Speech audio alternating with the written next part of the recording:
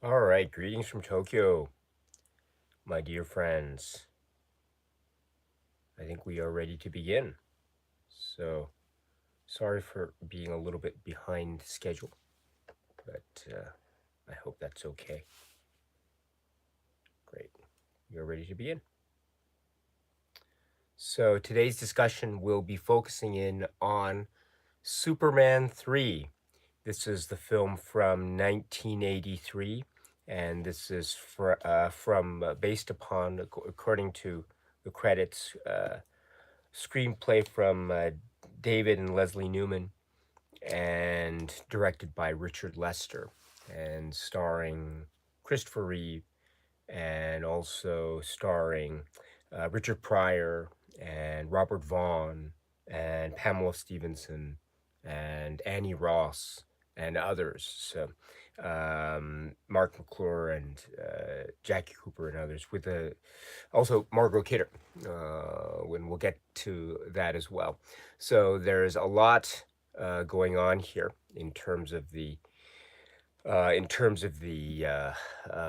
cast and the plot and the storyline. So this is something that things that hopefully we can talk about today, which is Superman 3. So I'm very excited about this. Now, uh, so yeah, that's the topic for today. So it's continuing on with our Superman film discussions. So, we will begin in about a minute or so. So just hold on, and we will be on our way. So, Cooper Clever, hello, it's nice to see you. Steve Moody, hello, it's nice to see you. Matthew Lockwood, it's so nice to see you as well. Thank you very much. Thank you. All right, so let's just give it another minute or so, and we will be on our way. Um, it's a very nice day today where we are, Sunday, but I wonder how it is for you. Okay, sorry about this, just a little bit late with many things.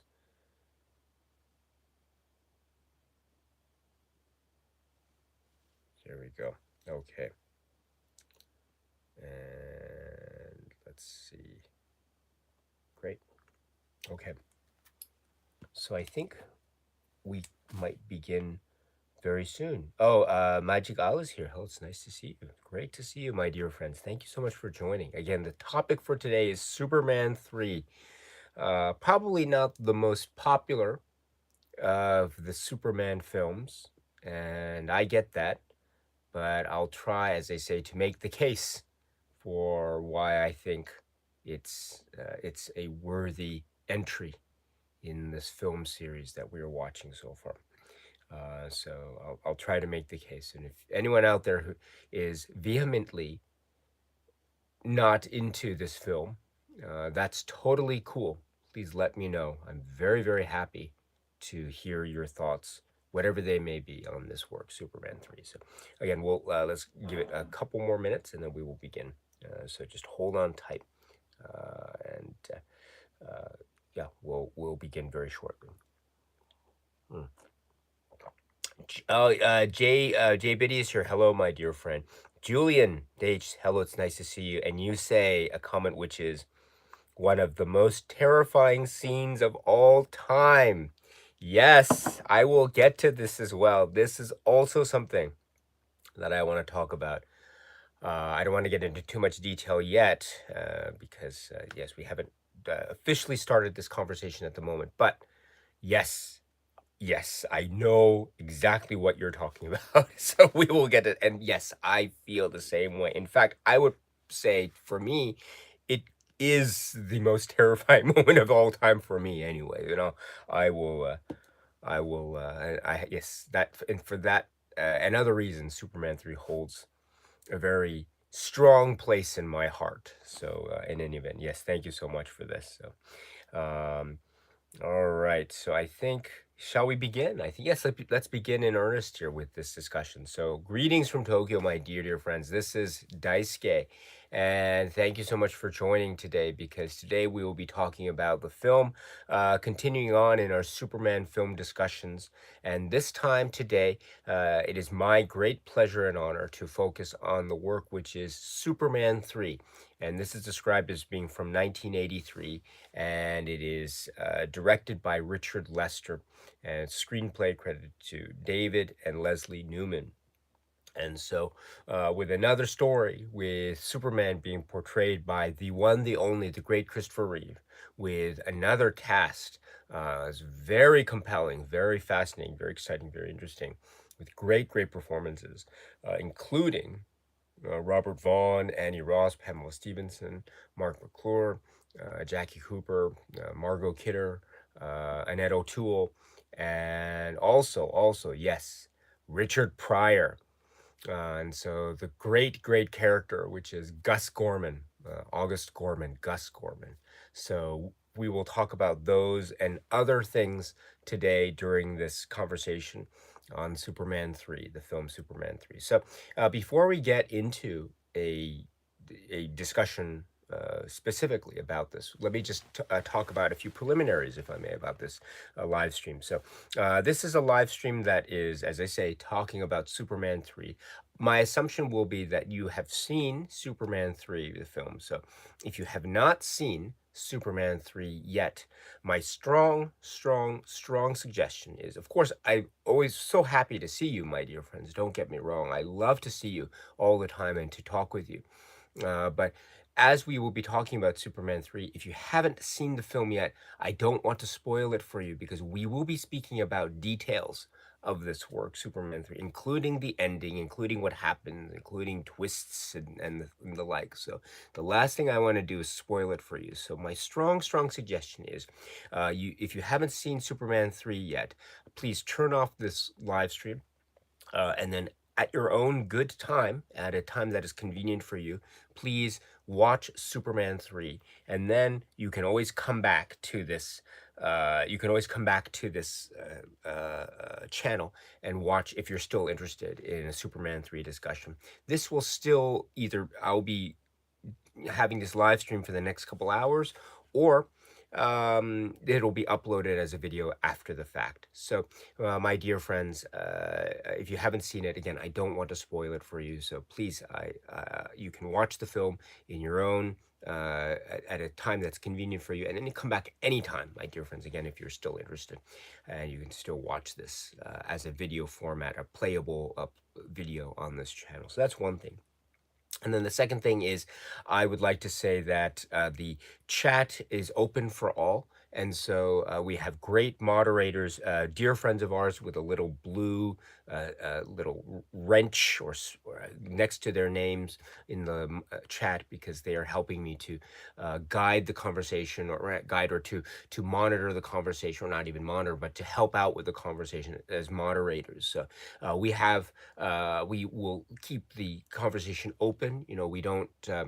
I personally don't like to delete comments or anything like that when they come, even if they might be somewhat unpleasant. That's not my policy at all. I always like to keep everything open. If there's some obvious spam or some really obvious spammy stuff like that, that's a different thing, because that's a nuisance, and that's very bothersome to me and to everyone in this chat. So everyone, we will be protecting from those obvious spam comments. But every other comment is open and legitimate, and we will receive everything with due care and attention that we feel it deserves. So if you want to make a comment in this chat, that's fine. The moderators are looking out for everyone's best interests, and I appreciate that very much. So my warm and strong thanks to the moderators, Cooper Glover and others. Thank you so much for always being there and protecting me and this channel and people here. So I just have a couple of requests, which is we don't have to delete any comments, even where they might seem a bit. If they might seem a bit unpleasant, let's just keep them up. We don't have to delete anything. That's fine. I personally don't like to use profanity per se, if you have to use a kind of swear word in your comment, I'm that's fine. It's not going to get deleted by me anyway, so no worries about that. And also, I have always relied so much on you, my dear friends, because you've always kept the conversations very respectful in tone, and even where there might be debates or there might be some strong disagreements, even, and there have been those for sure, definitely. You have always maintained a sense of mutual respect and respect for others, and so I have always appreciated that so much. And I am going to be relying on all of you to maintain that spirit and sensibility of mutual respect and listening to others during conversations, even where we might disagree. So, thank you so much for always maintaining that sense of mutual respect for everyone. And I thank you in advance for continuing that. Level of decorum and mutual respect during this live chat. So, thank you so much in advance for that. I very much appreciate it. And last but not least, of course, I am not at all an expert when it comes to Superman or Superman 3 or the comic book storyline or the background of the films themselves. I don't have that background. I am coming at this as a viewer of this work, Superman 3, and the other films as well. But having seen this again, it was released in the early '80s, and I was a kid in the '80s growing up, so it was that sweet spot for me of watching films as a kid, and just it never let go of my imagination and excitement. It's always been there. And so I've watched this therefore from that perspective as a fan. So there are things though that I don't know. And so I will try to talk about it as much as I can. But again, my knowledge base is limited, very much limited. There are many other resources out there on the internet or books and the like, documentaries that you can refer to if you're continuing on your own Superman journey, as it were. So my strong encouragement is to check out, for example, some of the great supplements that can be found on the Blu-rays or the DVDs and the like. So a wonderful place to go. And also, if you have any questions or comments for me in the chat, please feel free to let me know. But I will be, if I skip over your name or if I skip over your comment, once again, my deepest, deepest apologies. Truly, I'm very sorry. I don't mean any offense at all. But also, I do want to try to focus my energy today on Superman 3 comments and questions. So I might have that to focus. So if in that attempt for me to focus on Superman 3, I skip over your name or comment, I apologize very much so. Again, no ill will intended by me at all. But if you're still okay with asking the question, you can always leave behind a question in one of the videos on this channel. I've been a little bit behind in terms of responding to videos of late. I had a pretty busy week last week, so I hope you can forgive me. But I do read the comments. I read every single comment. I've read everything. In fact, one of the things I do in the morning, one of the first things I do is read the comments on YouTube that have been left over from the night before. So I do read everything. If you want to ask me something directly, you can always leave behind a comment on a video on this channel. Or alternatively, I am on Instagram, Daisuke Beppu 4.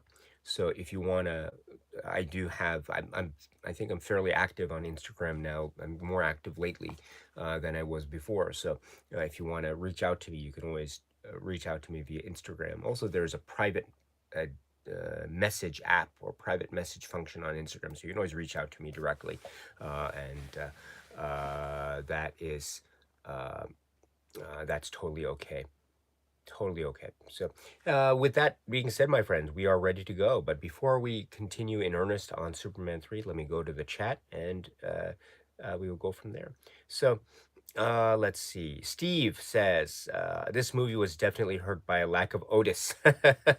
There is no Otis, yes, but there is Gus Gorman. There's Gus Gorman and um, Lorelei Ambrosia and Vera Webster to fill out that great. I would say it's a really great ensemble of villains in a manner of speaking. So it's really great. In fact, I love the back and forth, the rapport, the rivalry between Lorelei and Vera. Oh, it's so great, and you get some of that too in some of the extended stuff of this film, Superman. It's really really fascinating. So I love that. And they're Bubba, right? You will command the pumps to stop pumping. Will you stop interrupting? So that's my Vera Webster. And we'll get to Vera Webster a little bit later, because Vera Webster, as I say, is involved in a scene that is, I think, for many many viewers in my generation, perhaps, who watched this film as kids growing up. You know what I'm talking about. The scene, and I think Julian referred to this, and I think this is the scene you're talking about, my dear friend. The scene with Vera Webster. The scariest scene I have seen in my lifetime. It's the scariest scene ever for me. But we'll talk about that as well. A late night double feature picture. So it's nice to see you, my friend. Thank you, Jared. It's nice to see you. Great to see you, my dear friend. Um, let's see. Cooper Glover says, I saw this on beta. I think maybe in 1985, then taped it off TV. Oh, cool. Gizmortar is here. It's nice to see you. Eric's here. Yes. Originally planned to be called Superman versus Superman. Oh, I can see why. Yes. Late night double feature picture with a super chat. Wow. Thank you so much. Very kind. Very, very kind indeed. You're so, so kind. Wow. Oh, lovely. For the joy of cinema you give to us all. You're too kind, my dear friend. Not at all. Betty says this film was a strange one for many reasons, but Quest for Peace was. Oh, we'll get to Quest for Peace a little bit later. I have a place in my heart for Quest for very warm place. Cooper Glover, maybe it's like Alien 3. You can't reinvent the wheel, so they took the film in another direction. I think it made it into a comedy, taking another route. Um, let's see. Steve, sadly, you never got to see the best of Richard Pryor in a PG movie. That's an interesting point. Yes. Oh, late night, it says, I thought I'd change it to 5 days. I think maybe YouTube gets a little cut of it, I think, or I'm not sure. I'm not sure what the situation is. But in any event, I'm very, very grateful, my dear friend. Thank you. Julian continues, I do love Alien 3. Ooh, I have been thinking about an Alien live stream film discussion series, although I might stop at Alien 3 or Alien Resurrection, I think. But anyway, it's being considered, because yes, I do enjoy some Alien 3 watching myself. Yes. Let's see. Gizmortar says the tone of this film is all over the place. It goes from broad comedy to really quite dark and creepy, and back again several times. I love it for that though, and it's got some interesting ideas. Vern, our dear friend Vern, thank you so much. Thank you. It's always nice to see you. Superman 3, best part of 40 years later, and I'm still in love with Lana Lang. as I think a lot of people. Oh gosh. Clark, my oil pan is leaking. That's what a romantic moment. Oh, it's so great. So great. And so she's so happy to see Clark, and how Clark's made it in the big apricot, right? That is Metropolis, as she says. I love the moment too when she's talking to Clark. It feels that, I feel like I can talk to you. Huh? What? I feel like I can talk to you. That scene when they're cleaning up after the reunion. Just the two of them in that gymnasium, and Clark is playing a little bit of the piano. It's the tune from the night before, Earth Angel, I think. And she walks over, and she just asks, you never got married? And there's no. And then she looks to the picture of Clark, which is a young, of course, Christopher Reeve on the wall there, and he's right. She mentions how this is the one that got away, and she mentions it to herself. So I think Clark is not listening. Although, of course, Clark is Superman, and so Superman would have super hearing. He could probably hear everything, so he probably heard that, I think. But in any event, yeah, that's a great moment. It's a really lovely moment, and yes, an example of Lana Lang, indeed. Let's see. So, just scrolling down, Cooper Clever says, I didn't quite understand certain things. For example, why does Superman and Clark Kent separate from each other? And how can Clark Kent defeat Superman? Isn't Superman superior? Now, that's an interesting. We'll get to that. I think you're referring to the fight, the Titanic fight between the two. Um, yes, and let's see. Vern says, I guess it's that Clark Kent is still Kal-El. He's just pretending to be human. Yes, remember, because we got a little bit of that from the Superman 2 film dynamic, which is when we see Kal-El on Earth, he becomes like white shirt, Brooks Brothers uh, shirt, trousers, Kal-El. And so here, of course, we get the suit and the glasses and the haircut, Clark Kent look, but it is Clark Kent versus Superman. And I think there's a lot go. It's very psychological, I think. So I think in that way, it's well, again, I'll talk about how I approach that scene. It's the key scene in this film, actually. So really, really important. But just scrolling down here, we'll talk about that momentarily. David McGee is here. Hello. You say, let's see. I loved Superman 3 as a kid, especially the computer game segments and the whole plot about him stealing cents from millions of customers. Yes, yes, yes. You're talking about Gus Gorman, of course. So clever, Gus Gorman. Wow. In many ways, one can say, Superman, uh, right? The Superman 3. In fact, there are three people who could be maybe claiming the moniker of Superman 3 under this film here. So one is sort of a good Superman. The other is the quote unquote bad Superman. And the third, of course, I think is Gus Gorman, who is himself, I think, a character, a really super, super character.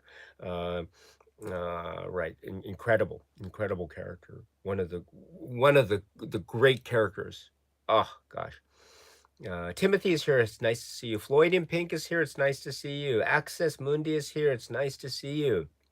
Really, really great. Oh, Neil Blissey, it's nice to see you. Um, and oh, it's great to see you as well. I recall our past conversations Star Trek and otherwise with great fondness. So it's great to see you, my dear friend, and also looking forward to Superman 4 and what it is you have to say about that, which will be very soon, by the way. All right, so let us now go. And if I skipped over your comment before, I apologize, but we will get to the live chat a little bit later. But let me now talk a little bit about Superman 3 and my initial, say, opening statement, as it were, on the film itself. So again, I mentioned that it's from '83, and this is where I was still I was born in '79, so I would have been 4 or so. But my memory is very hazy, very foggy, admittedly. But I do my memory is still intact enough to indicate to me that yes, this was a film that my family, my mom and dad took me to see in the theater. So this was one of the first movie going experiences, I think. Although again, it's not quite clear in my head right now in terms of because I don't remember the theater, I don't remember the circumstances, I don't remember the night. I just know that we went to the theater because I know it was seen in the theater. But my consciousness about the film really sort of coagulated around the time that this was on VHS, and so my clear memories now that aren't as foggy as those memories of, say, going to see it in the theater, which again, I don't know I don't remember the ambiance, I don't remember all of it, I just remember seeing it on the big screen. But my memories are clearer when I get to the VHS period and when I remember that this was seen over and over and over again on VHS rental for me. Also, alternatively, I think this film is running under what officially 2 hours and 4 minutes, 2 hours and 5 minutes, something like that, which I think is what can be referred to now as the theatrical cut. But as some of you may know too, if you'd seen this on TV back in the day, or maybe even now, I'm not sure. Sometimes you would have caught what is a longer version of this film, Superman 3, with some extra scenes added in. And you can get some of them, a good chunk of them, I think, on, for example, the Blu-ray set here. The Blu-ray set is purported to be what they call the theatrical cut of Superman 3. I don't think they offer any other alternative cut, but they do offer a section and the supplements for deleted scenes, and you can actually see some of the deleted scenes. some of the extensions to scenes, etc. So, and when you see those, some of the, maybe it might jog some memories for people who saw this in sort of extended version, but they're very fascinating themselves. So, in any event, that was another part of my growing up with this film and watching it in that extended version. So, I remember now there was one scene that was so fascinating to me, and I didn't quite. I was watching it, I think, at a young age. I wasn't, before I got, I understood the birds and the bees. You know what I mean? So before I understood things about the world and the birds and the bees, I saw the film, and there was a moment between Lorelai and Superman, right, or bad Superman, where Superman is now infected by the corrupted kryptonite, right, and right from the after being given it to it by Gus Gorman in that great speech about molded plastic seats, or excuse me, let me try my Gus Gorman impression here, very bad. Molded plastic seats, molded to your welfare. Yeah, I can't do it. I can't do it. It's just like Christopher Lloyd. There's some voices where it irritates my throat, but all right. Mm. Oh my goodness. So anyway, so that's where he gives Superman the corrupted kryptonite with the tar, with that 0 point something percent of tar, because it's unknown. Unknown. Oh my goodness, right? He's smoking cigarettes, and he sees, or he has the packages and he sees tar, and he puts in tar, right? So, but that's the whole thing, right? And then he turns Superman. But anyway, bad Superman is now, after having punctured the oil tanker, which is in the upper middle quadrant, according to Vera Webster when they look in the world map, right? To stop the tanker from making its way to Metropolis, because that's part of the plot of Ross Webster, is to gain control of the world's oil supply by commanding all the tankers to stay in one location, thus limiting supply to the point of disaster, economic disaster. But in any event, when Superman does this, or bad Superman does this, and goes back to the loft, another great example of a great apartment in the world of Superman, by the way. So we have Lois Lane's apartment from Superman and Superman 2, and now Ross Webster's great ski ski slope apartment, which is so cool. And so yes, he goes there at night, and then they have their little how should I say, their frolic. And there's an extended scene that you don't get in the theatrical trailer, where after it cuts to, I think, Vera Webster in her bed in another room, and she's hearing the the how should I put it, the uh, the joy and fireworks that are happening in the other room between Superman and Lorelai.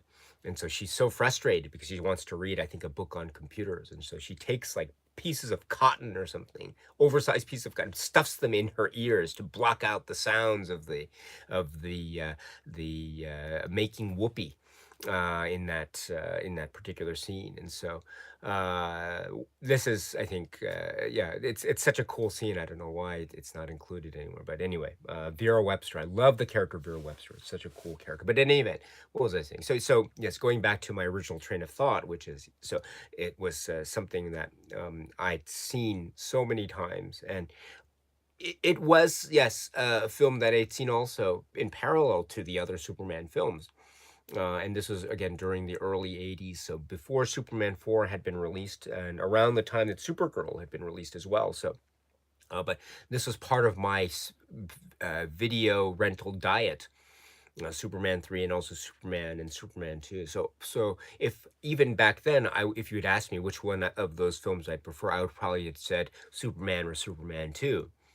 And Superman 3, I knew wasn't quite the same. It felt different. It felt kind of off. It felt a bit in its own world. There was some continuity, sure, but it felt also tonally quite different. I couldn't quite articulate it at the time, and maybe even now I can't quite articulate it, but you know what I mean, right? It just felt different.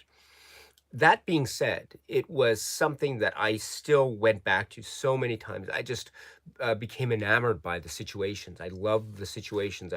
Everything was so perfect for me, and it just clicked for me. While it's still acknowledging its differences, and while it's still acknowledging that maybe it wouldn't have been, again, my absolute favorite Superman film of all time, but it is something that is still so near and dear to my heart, so much so. So, in that way, it is a marvelous work for me, and I do understand its flaws. I know someone mentioned that it feels tonally all over the place, but then also you said that you like that part of it. It is tonally all over the place, definitely. There are moments, for example, with say Gus Gorman and Ross Webster and Lorelai and Vera Webster. That feels very, very. Some I think people have described it as campy. I don't know if campy is the right. It does feel very broad humor, slapstick, almost Howard Hawks type of comedy in a way. It also feels very Richard Lester, because Richard Lester. I mean, you see some of the scenes. In that part of the film, in that tonal compartment of the film, and it feels very much like, say, I don't know, a scene that you could get out of A Hard Day's Night. Like, for example, the opening title sequence. There are some moments where the blind man walks over the hole in the ground by stepping on the head of the guy. That's something almost straight out of A Hard Day's Night. The film, The Beatles, Richard Lester work from the '60s. So a lot of that is very much like you it might have seen in other places, which is my way to say that it's very much part of the what could be said to be the Richard Lester aesthetic, which is a type of, or one of the components of that aesthetic is the way in which he captures in a very clever way these almost comic, physical, very clever physical comedy sketches in this sort of ensemble, which I think works very well. And I still find myself very much, for instance, the gumball, the guy in the suit with the paint, and he thinks it's raining and it's not raining, and then the paint bucket falls on his head, and he can't see, and he knocks over the gumdrop or the gumball thing, and the mime is there, and the mime slips on the gumballs, and everyone's clapping because he thinks he's a really good mime, but no, he's really slipping on some actual gumball. It's actually pretty dangerous. Actually, he could probably get injured, or even, I don't know, get a serious injury or break a bone on his fall. I don't know. So I don't know if people should be clapping, but in any event, the point is that that's one of or the blind man, and he's trying to. I like the music with the blind man.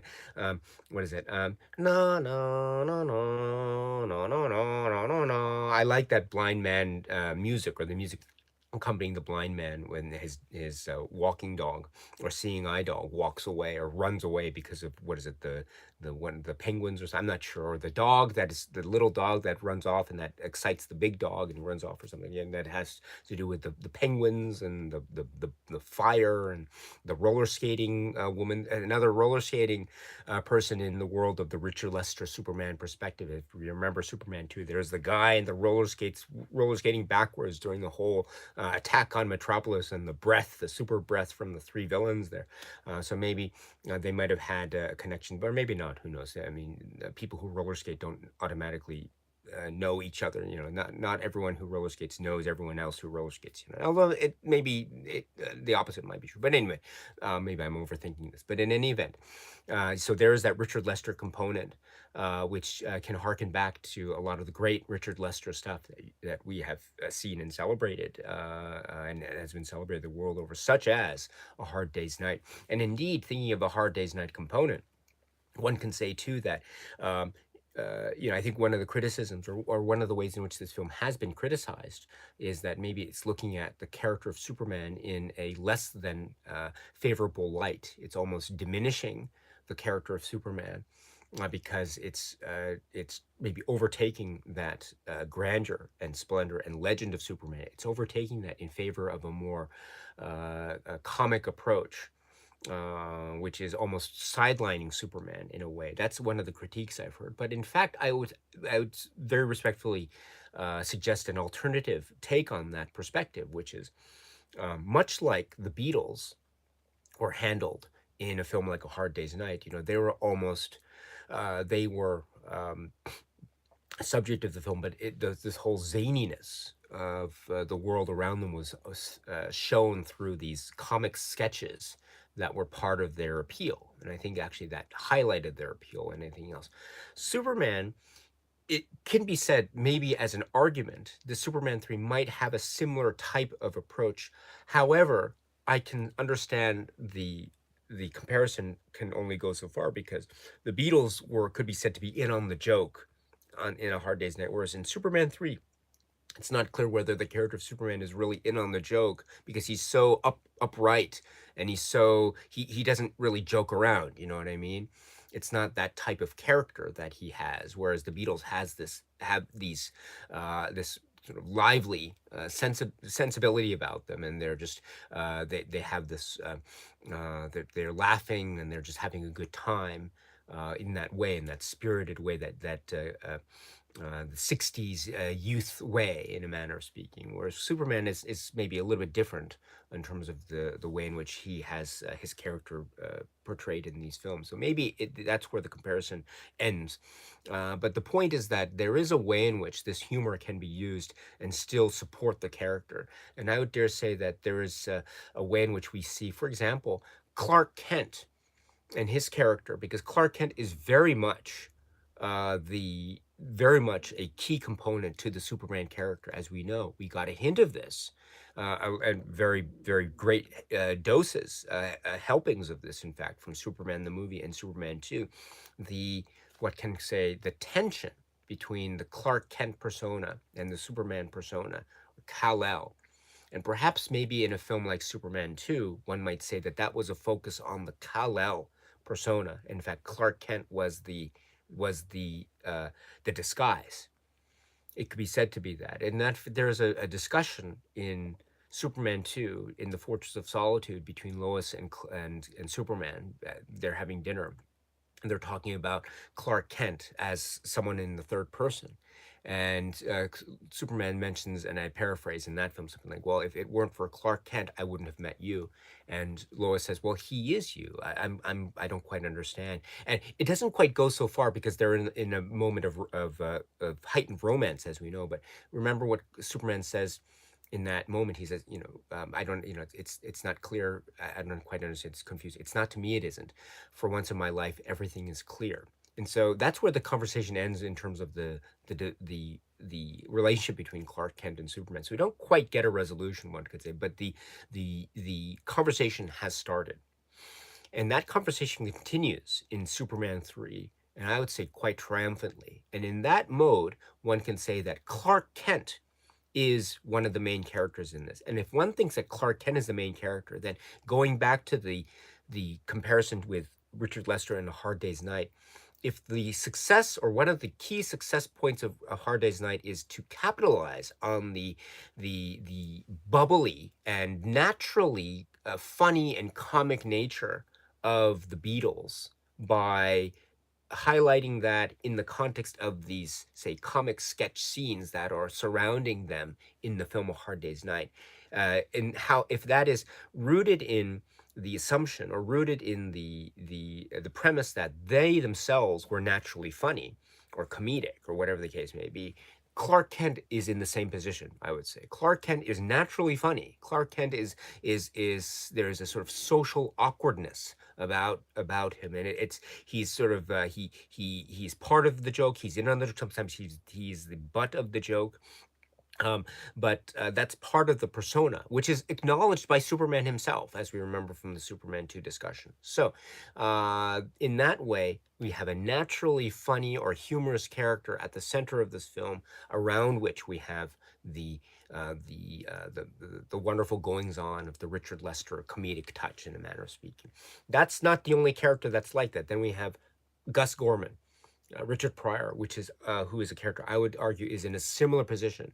He is so naturally funny, and he's so naturally just able to maneuver any situation that he finds himself in, even if he's down and out, almost at hit rock bottom in terms of unemployment and the like, and he can't get his money, he needs to get his paycheck, otherwise he's not going to survive. And so he comes up with this great way to survive, really, really brilliant way, which but at the same time being in that lovely Richard Pryor way. Granted, yes, it is a PG version of this, as someone else mentioned, so maybe we're not getting the full the full splendor and glory that is Richard Pryor, and I get that. But there is still the greatness there, and that is naturally comic. And then in the context of the Richard Lester dynamic or aesthetic, I think it works very well. So that is one tone of the film that exists.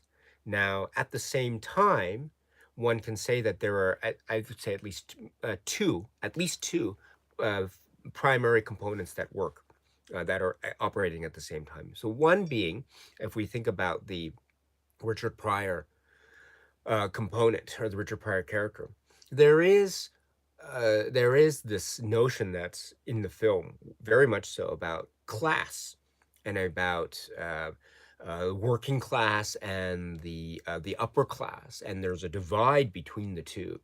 While that issue or that theme of class is, I admit, not, say, fully explored as maybe other films are that are about class, the class discussion is definitely there. You know, there's talk about the working people are suffering during this energy crisis, while there's always someone getting rich off of this. And you remember this at the bar, or after, or in one of the diner stands or something, after we see the scene with the people lining up at the gas pump, and one of the people drives and tries to cut in the line, and there's a fight between the two of them, and one of the guys gets out and he gets his coat caught in the door there, and falls down. People are laughing and stuff.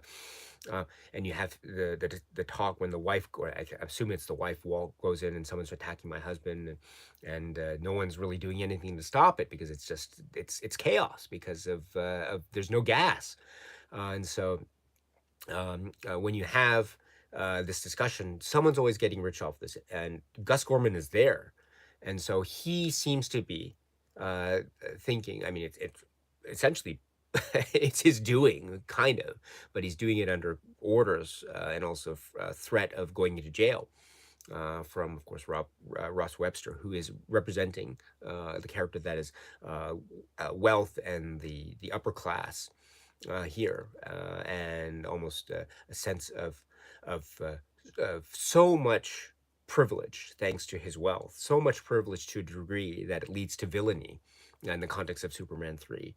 And then you can say the same for Vera and Lorelei Ambrosia at the same time. And Simpson, one of his, I guess, assistants, financial assistants, Simpson, when he's talking about the $85,000 that disappeared. But in any event, so there's the idea of class that's enveloped here. And so this might make it's not quite clear how that is linked to, say, a discussion of Superman and Clark Kent, the divide. It would have been really interesting to see if the film could have done a little bit more in trying to link the thematic discussion of class and class distinction with, say, the distinction between Clark Kent and Superman. I don't think that distinction was ever made. They're just two separate themes that are there, but they are equally, or they're each in its own way, very much, very important and very significant. I should say too that this film, I mean, when you're talking about the energy crisis in this film, I dare say that even now in 2022, when we're talking about, say, this idea of gas and energy, and a type of energy crisis as well, in a manner of speaking. And there's a almost a type of way in which one can watch this film and still and feel echoes of the current, say, geopolitical climate of 2022, which is, I think, very. It's this. I mean, it's. I don't want to get into too much detail about that, but there are some strong parallels, one can say, between what's happening now and what we see in the film Superman 3. But so we have this idea of class, and then Gus Gorman works in that realm very much so, and we see the people also, people like Wheat King and people like Brad, who worked as like the security guard in the small Websco office, right, Smallville, and kind of down and out. But we see Ross with his luxury and wealth, and then just enjoying it, and in being in such a position of power that he can essentially manipulate the world in any way that he sees fit, because he just wants it. That it just seems like he just wants it. He doesn't have any type of political agenda, and he wants coffee. And so he's going to destroy the Colombian crop for eternity, or he wants oil. And so he wants to use Vulcan to manipulate the world's oil supply, or he says, oh, do you want to try to control the world's missile defense systems? He says at the very end when he's in control of the supercomputer. So it's just on a whim that he's doing these sorts of things. So it has that type of sense of domination and control. And again, in the context of class distinctions between Ross and Gus Gorman, I think that's a very potent theme discussion. That's one element. The other element too is, as I say, going back to Clark Kent and Superman.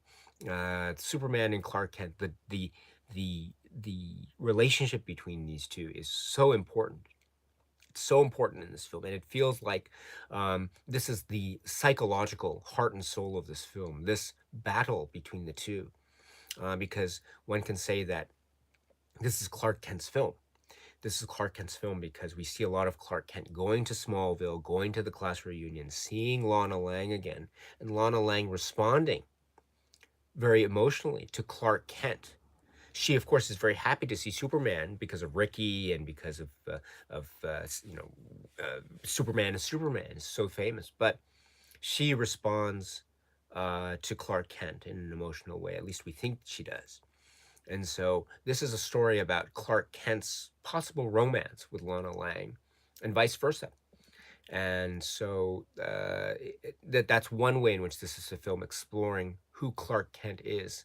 And in a way, we see Clark Kent in a natural position here. We see Clark Kent not as a disguise or not as a persona that is being adopted, perhaps overly so for the sake, but we see Clark Kent almost in a natural position, almost naturally inhabiting that character. Almost he is that character, Kal-El. And so which I really enjoy. I feel like that has that sense of I don't want to say authenticity. It's not quite what I mean, because it actually that's not a good word, I think, for this. But it has a sense of directness to who Clark Kent is. I think in this film, perhaps more so than say the other films. And that wasn't the point of the other films. The point of the other films was elsewhere. But here we have the point of Clark Kent, who Clark Kent is. And in that way, how he handles the Superman persona is actually quite important indeed. In many ways, too, the Superman scenes are perhaps secondary to the Clark Kent scenes, in a manner of speaking. Don't get me wrong; the Superman scenes are great. I think the fire at the chemical plant or the like. I mean, those are really important. But case in point, the opening credits with this Lorelei Ambrosia, this uh, very attractive looking young woman walking down the street, and people are looking and just causing all this chaos around the walking penguins and the fire and the blind man and the construction and the painting that runs through, and the robbery at the bank, which causes the car to go over the fire hydrant or something, the water, and someone's drowning in the middle of the street here, which is a very curious concept. But then Superman comes and saves the day. But we see a lot of action in this, relatively speaking. We see Superman action, but we also see Clark Kent action. And I would dare say that this sequence, actually, the Superman action, while it's really interesting and cool, it feels somewhat secondary. The Clark Kent action is, I think, of the two of them, I think the stronger. We see Clark Kent seeing one of the flaming penguins, and he just blows it out, just lets it go, oh, goodbye, or something. And he pulls out the newspaper, and he pulls out half of it. And then he also, a little bit later, after Superman saves the day, he goes back to Clark Kent, I think, and he prevents the pie going into Lorelei's face, and instead it goes into the face of that guy, and just walks off. And we see him walk off as we go to the close-up of the window of the computer school that we know Gus Gorman is at. In that way, I think that is a great example of where this is Clark Kent's movie. Superman is still there, but this is Clark Kent's movie. So in that way, one of the key components is Clark Kent and Superman. How to square this? How does Clark Kent manage or handle being Superman, especially when Superman is doing things that are totally antithetical to what Clark Kent is, or who Clark Kent is, and so that's why the fight is so important at the kind of the almost at the end of the film. This is the climax of the film, the Clark Kent Superman fight. Now, one can say, why does this happen? And let me just get to the fight right now, because why did this happen? How can Clark Kent come out of Superman, be in his suit and things like that? It does feel a little bit like a fantasy. One can, I think, excuse it or explain it by saying maybe it had something to do with the corrupted kryptonite that was created by Gus and the chemical team over at wherever it was he went to order it with the tar. But so maybe one can say maybe it was corrupted to the way that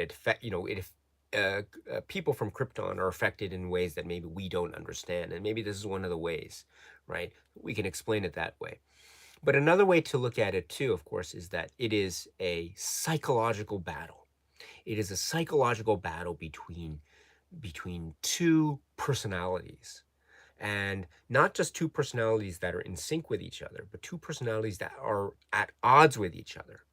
Because it's no doubt that we're not talking about Superman and Clark Kent, we're talking about bad Superman and Clark Kent.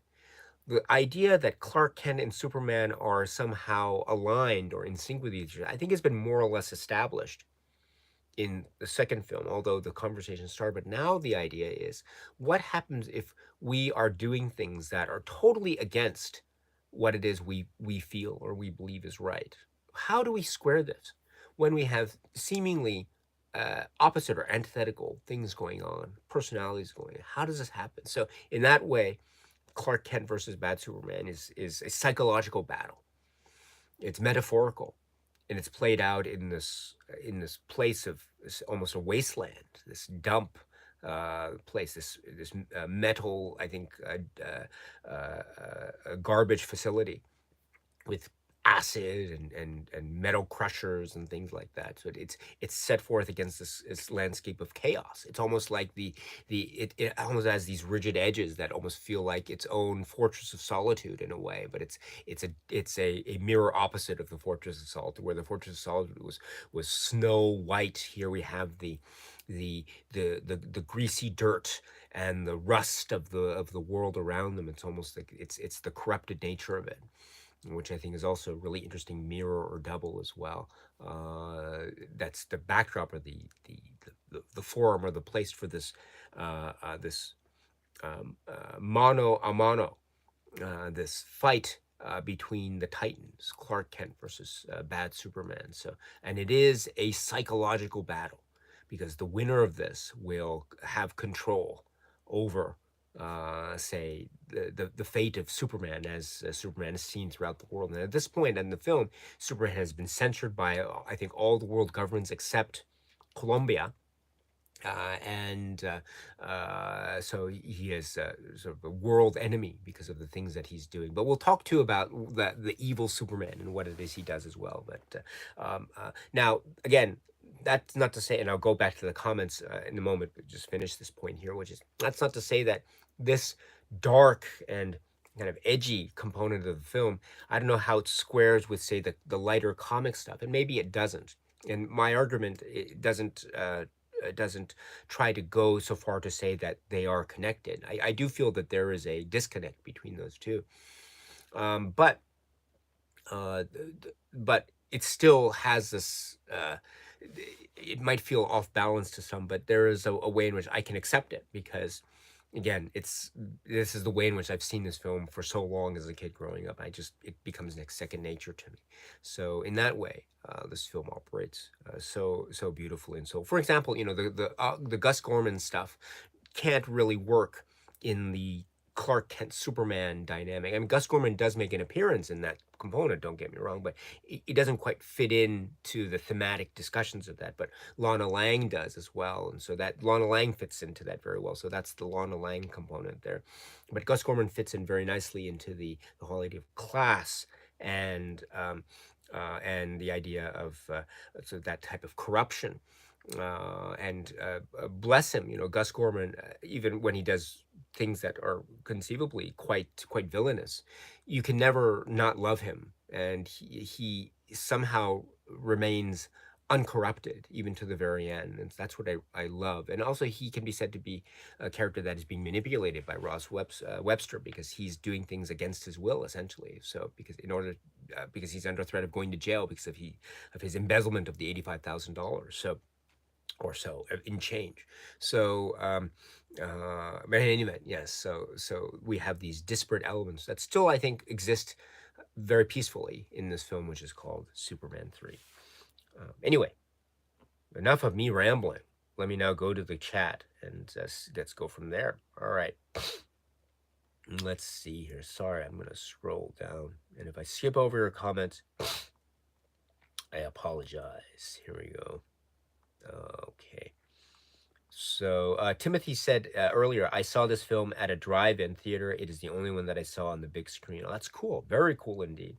Let's see. Yes, Access Mundi and Cooper Glover are mentioning Richard Pryor. Yes, right. Timothy says, quotes them, don't call me about, I'm not, you are no longer eligible. Next. Oh, gosh.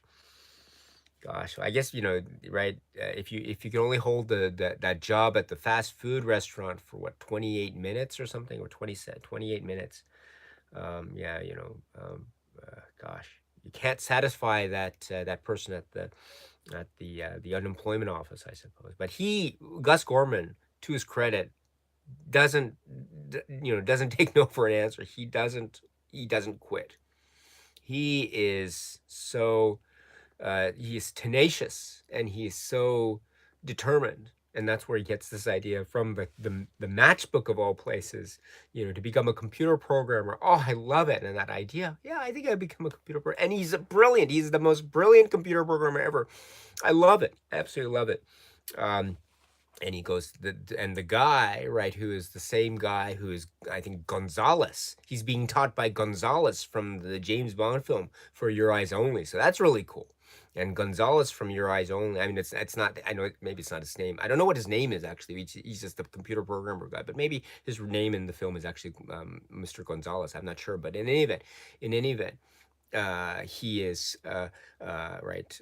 Good Lord, how did you do that? And he's like, I don't know. I just did it. I love Gus Gorman's. He just puts the button, all this, and then he's, oh, Gus Gorman. I love Gus Gorman so much. I love Gus Gorman. And then he's on his way to work for Websco, and then it's talking about, as someone mentioned, the scheme of getting all those little cents that are just floating around in the system. And according to the other guy, the company does not care about that, but it's just floating out in the system, just waiting for people to pick them up. Half a cent here, half a cent there. And so the idea is just getting a little bit at a time and accumulating it and diverting all that fund or that money, funding it into essentially Gus Gorman's next paycheck. And so what happens, he gets a second paycheck, which is for, whatever it is, the first paycheck being, what is it, 144 or something. And then the second paycheck that week is whatever it is, 85,000.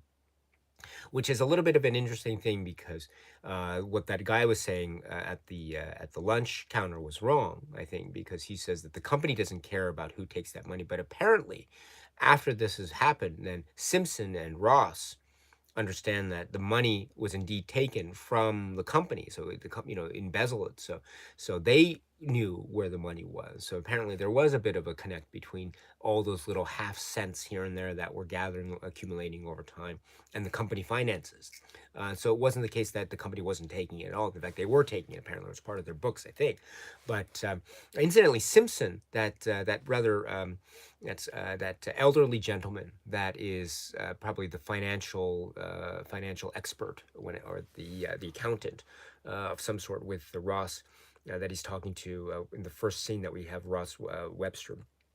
I don't know if about you. Do you know the film Jaws? Do you remember the film Jaws from 1975, directed by Steven Spielberg? There's a scene in Jaws early on with Chief Brody and a character named Polly. Do you remember the character Polly?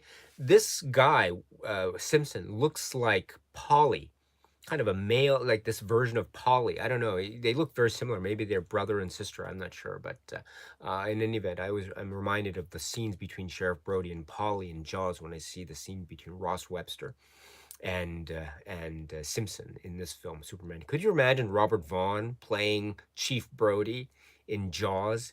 I can't do Robert Vaughn very well, but he has this really great inflection, this way of speaking. He has this way of and then the Ultimate Machine.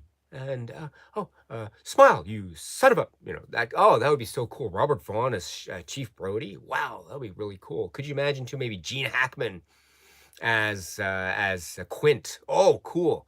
So Gene Hackman as Quint, Robert Vaughn as Sheriff Brody. Who would be Matt Hooper in that situation? Who would be maybe Terrence Stamp?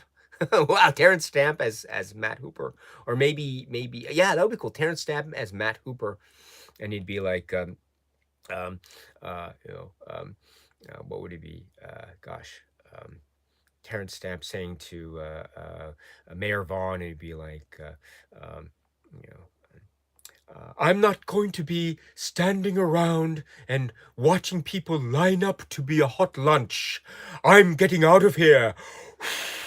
Or something like that. And then Gene Hackman is Quint, mind over muscle. Let's give them the kryptonite, and let's go to Addis Ababa, get the kryptonite, and give it to the shark, and the shark, or something like that, and make a kryptonite necklace, and try to put the kryptonite necklace over the shark there, or maybe Robert Vaughn is like, you know, um, uh, I hate boats, I hate boats, I hate boats. Gus Gorman, I want you to tell Vulcan to stop the boat, stop the shark, get all the sharks, and have them in the middle of the ocean. And tell them that this order is irreversible. And all the sharks must stay in the ocean, in the middle of the ocean, so they don't attack Amity anymore. Can you do this for me, old friend?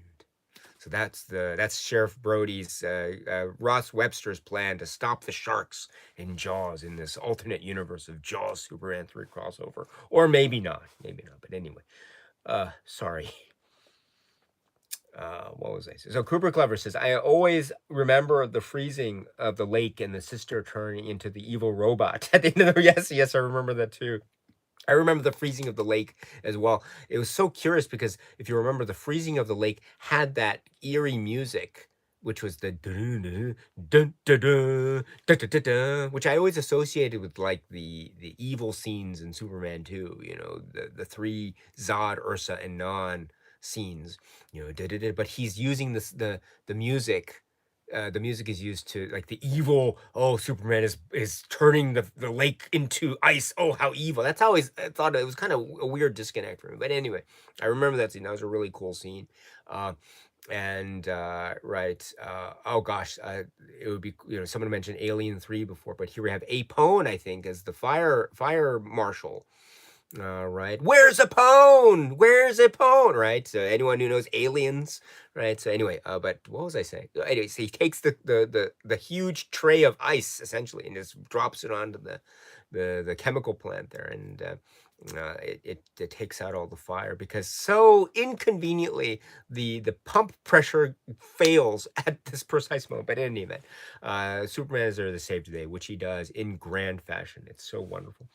And he also saves Jimmy, and he gets the information about the acid, and a very convenient, right? This is what is it? Chekhov's acid, right? Because we know that the acid will come back again. So this is Chekhov's acid.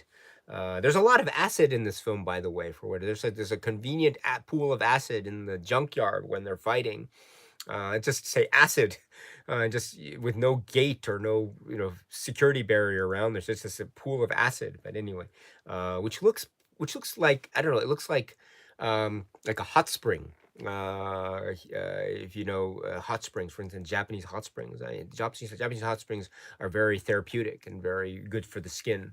And so sometimes they have this. It's not always clear water, but sometimes minerals that are inside the water there, that are from natural mineral deposits that are nearby the hot spring here in Japan. So that would remind me of a hot spring. It would be cool if and I don't know if it would make any money, but maybe one of my dream jobs would be I could quit my current job and I could use some money that I saved up and open up a hot spring here in Japan. I can call it the Superman 3 hot spring and just create a whole hot spring that looks like a set from Superman 3, including the junkyard scene. And so have a hot spring that has a sign that says acid beware or something. And but it's not acid, it's an actual hot spring. And so people can visit and go into the hot spring and enjoy the decor and the surroundings, which would be a replica recreation of the Superman 3 junkyard set design. And we can have little mannequins over there in the distance, Superman versus Clark Kent or something like that, or not. Yeah. Let's see. Just scrolling down here. Let's see here. All right, scrolling down. Okay, Neo Blissy X says, yes, ABC here in America aired extended versions of the first 3 Superman films, with the extended ABC TV version now being available for sale by Warner Archive on Blu-ray. Is that correct for Superman 3? Is that correct? Is there Superman 3 extended version available on disc? If so, please let me know. That's news to me. That would be really cool. This box set, by the way, only has this, as they say, the theatrical, what they call the theatrical version of Superman 3.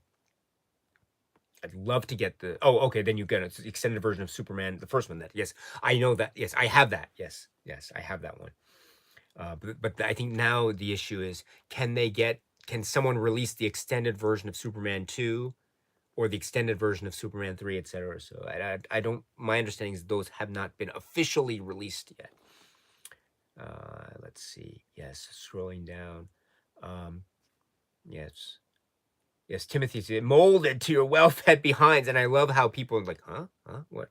And then he has to turn the tide. He say, thank the Lord for Superman. Yeah, yes. And I love the music. Da da da da da da da da da da. It's so cool. That's a great scene. And the guy says, thank you for saving little Ricky. And you've already have the key to our hearts, but now I give you the key to our city. Oh, it's such a great scene. Such a cool scene. I love that. And I love the close up on Annie Ross's face as she's looking at this. Vera Webster. Oh gosh, I love Vera Webster so much. But all right. Let's see. Scrolling down here. Sorry, I'm skipping over a number of great comments. Let's see. Julian says, when you talk about Superman 3 being quote unquote off, it reminds me of how I feel about Star Trek 5, which is very different for many reasons from the other Trek films, but I still love that one too. Ooh, yes. We did talk about Star Trek 5 on this in a separate live stream discussion. Yes. Yes, Annette O'Toole, Lana Lang. And let's see, scrolling down. Sorry, I'm skipping over a number. Let's see. Yes, Gizmortar says, the scene where Superman first starts turning when he's with Lana after she's cooked for him. I find it really creepy the way he talks to Lana here and looks at her. Reed was such a great actor. Yes, the scene where she says that there is a truck or tanker that's about to fall off a bridge, that she got a telephone call, and he says, no, it's okay. Let's sit down. And we also note that when she's away and she's on the phone and for a moment and he's by himself in the room, there's a bit of music and you can tell he is physically or somewhat disturbed because something is bothering him. And we know that this is after the point where he has received this corrupted kryptonite. And so the idea is he is being affected by this. And we see this as the turn. And the turn is that look that he gives to Lana, which is a very, as I say, it's very, very, it's quite overwhelming actually. It's almost it's suggestive of a type of maybe almost sexual tension, which is from Lana's point of view unwanted, and she is very disturbed by it because it's coming out of nowhere. And then you can see that then Superman just comes back and says, I have to go. So you can tell that that's not who Superman is, or this is what's happening in terms of the turn, as it were. But you're right. Christopher Reeve gives a dynamite performance. that look, and when he's fighting, there are some moments when Clark Kent in the fight says, "I can give as good as I get," and then when evil Superman, "All right, come on, come on, come on, come on," and he's so angry, come on, come on. That moment, it reminds me of the moment where in Superman the movie, when Superman flies off and he's about to do the thing he does with the, after what happens with the earthquake and Lois Lane, and he's just, oh, ah, and he's just in that moment of Christopher Reeve when he's just screaming in anger, that comes out too in Superman 3 in so many places. It's brilliant. It's brilliant. And just in a look, you're absolutely right. Or just in a way in which he's just kind of tired or lethargic, bad super, or just yawning, or just doesn't care. It's so brilliant. And then that moment of triumph after Clark Kent has defeated evil Superman with the wah, wah, wah, wah. Oh gosh, my shirt's buttoned up here, right? So it goes da da da da. Na, na, and he's got the little bit of I guess oil or some kind of something on his cheek there, no, or chocolate or something. I don't know. Basically on his cheek. Da, da, da, da, da, da, da. Ah, that's like the cool. That's the coolest moment of the film, right? It's so cool, so cool. And we were waiting for this moment, and it just happened. It's so great. Even with that thing on his cheek there. Oh, so cool. Boom. So, um, but that is an example of the brilliance of Christopher Reeve. You're absolutely right. That is a great observation. Well done indeed. All right. Um, let's see. Um, Cooper Clevers. I like the domino effect of the phone booths and the other stuff at the start of the film. Timothy says, love the opening score. I had the soundtrack. Oh, cool. Again, scrolling down here. Only soundtrack you own, by the way. That's what you say. Very cool. Timothy then continues, I think the opening is a new depiction of Metropolis as a less serious environment. Although we did get a little bit of that component in the Richard Lester stuff, in particular in Superman 2, in that way. Very interesting. Joshua's here. Hello. And you say, Superman 3 is super weird and an odd but enjoying fight between Superman and Clark Kent. These Mortar says, I don't know much about the production. There's a commentary and documentary on the Blu-ray, and I was hoping to check it out before this live stream, but couldn't find the time. There's also a deleted scene section as well. Let's see, scrolling down. Yeah, Cooper Glover says also, of course, the Robert Vaughn character is just a greedy and cutthroat person who basically has no soul, wouldn't like to have him as a friend. Although there's a moment, well, let's talk about Ross Webster and that part, Vera Webster, Lorelei Ambrosia, that trio. You have another trio here of the villains, much like the trio that is from the other films where you had the trio of the three the three Kryptonians, right? Non, Ursa, and Zod.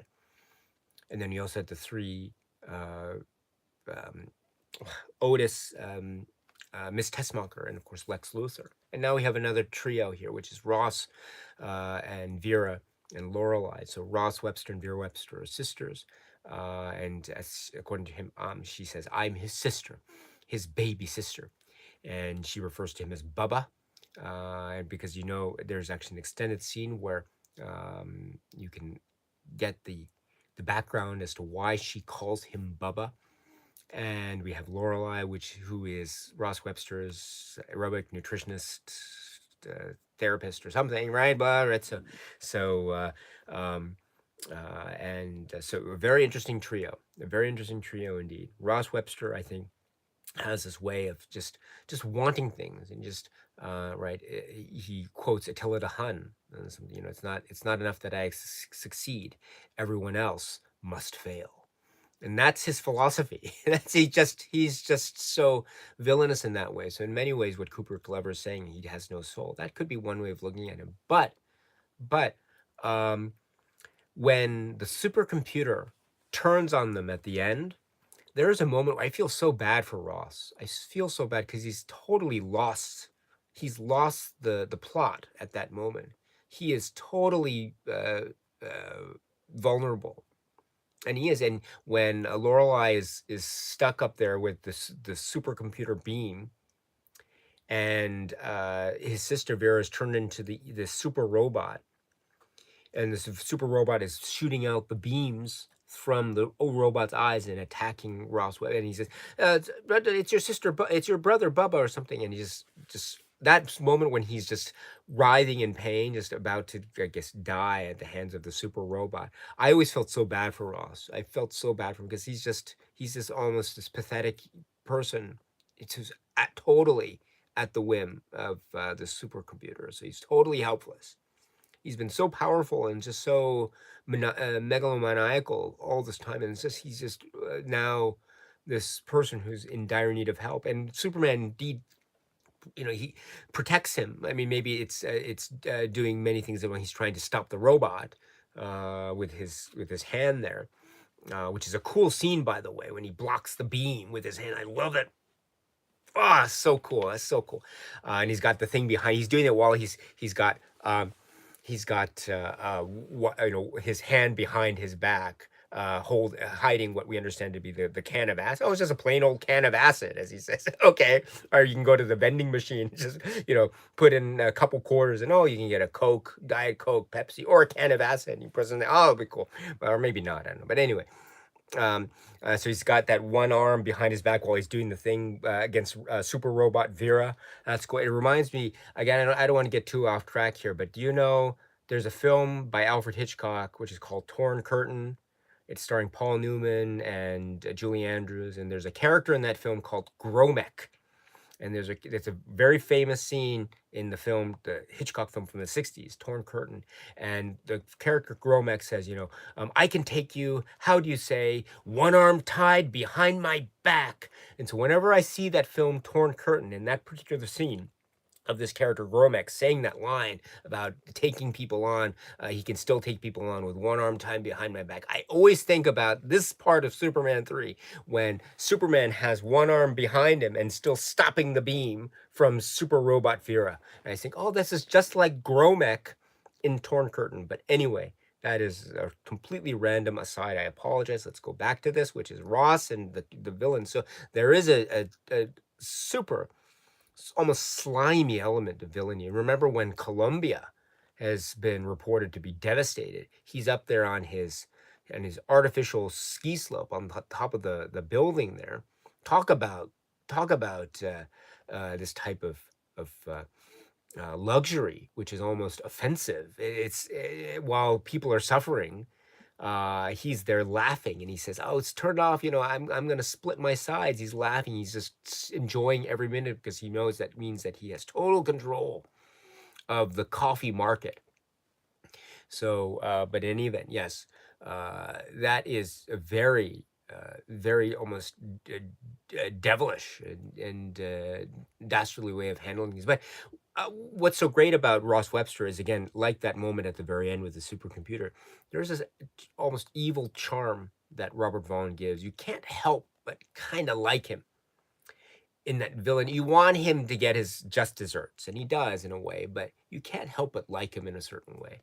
And so he's like a petulant child when he doesn't get what he wants, right? For instance, when he finds out later about what happened actually with Superman in Colombia, and he says, no, no, and he slams his chair and he falls. He's almost like a spoiled little child brat at that moment. So I think that's the psychology that is being approached in the performance by Robert Vaughn, which is a great performance by that. It's really fun. It's kind of controlled.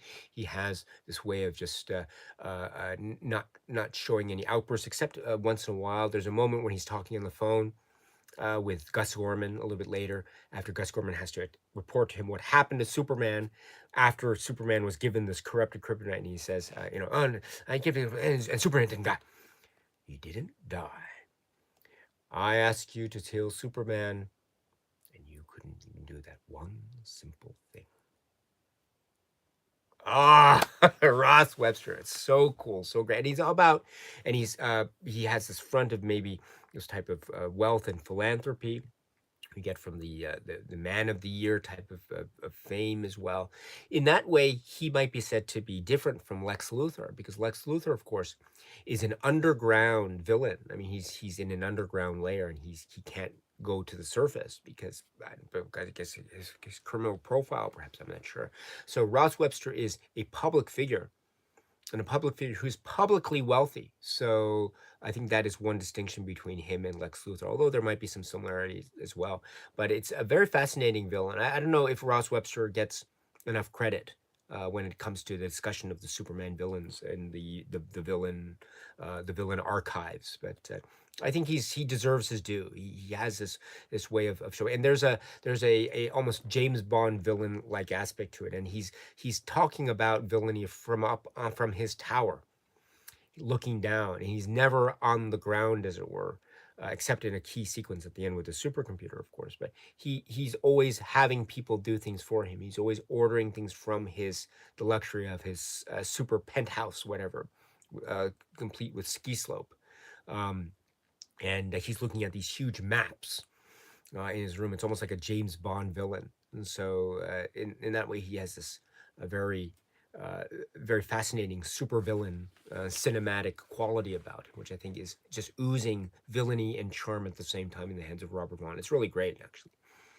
And then we have let's go to Lorelei, Pamela Stevenson, Lorelei Ambrosia, and this character dynamic is, I think, the one of the components of the character is, of course, she is presenting herself as, in terms of the way she is dressed and the way she speaks, and I think certain people in the film react to her in a way based on, say, how she presents herself to the rest of the world, and that this idea of the quote unquote dumb blonde, end quote, dynamic, or this type of maybe image that she seems to be using on purpose, because she seems to be doing that in a way that she, perhaps we can infer that maybe she's doing this in a way to try to essentially get ahead, because maybe she understands that the only way that she can get attention in the way that might be sort of maybe socially or financially in favor to whatever she wants is to play this role. But in fact, she is the smartest of the people in the room. She is so intelligent. She's like genius level intelligence. She knows, and she's not just quote unquote book smart, but she's also very savvy, very clever. She can pick up things immediately. What's going on? For instance, when the supercomputer is turning on them, she knows exactly what to do first before Vera does, and she knows what button to push before Vera does. So she knows she's on. She knows she's very aware. So this is also an interesting dynamic too when we're talking about doubles in the world of Superman, in particular Superman 3. Clark Kent and Superman is not the only double dynamic. We also have Lorelei Ambrosia, the image that she's presenting to the world versus quote unquote who she really is. And sometimes it comes out in ways, and you hear it even in the inflection of her voice. Sometimes her voice is a little bit noticeably in a different register than when she's speaking in other parts of the film. So we have that interesting dynamic and how that's used, and also how that plays into what it is about, say, perceptions, and in particular perceptions of say women, and also in the context of, say, Lorelei Ambrosia's story, for example, and how and the use of, say, sexual attraction to achieve certain objectives. And that's not in any way a type of way of manipulation or anything. It's just the way in which sexuality is perceived and how one uses that perception of sexuality. So that's a very fascinating dynamic that's happening with Lorelei Ambrosia, I would say. It's a great performance. Pamela Stevens' performance is fantastic. It's so great. And I like the way in which, to her character, seems to be back and forth in terms of who she is siding with, right? There's points where she's very playful with, of course, Ross, maybe not so much with Vera. There's this rivalry between the two of them, of course, but over the affections of Ross.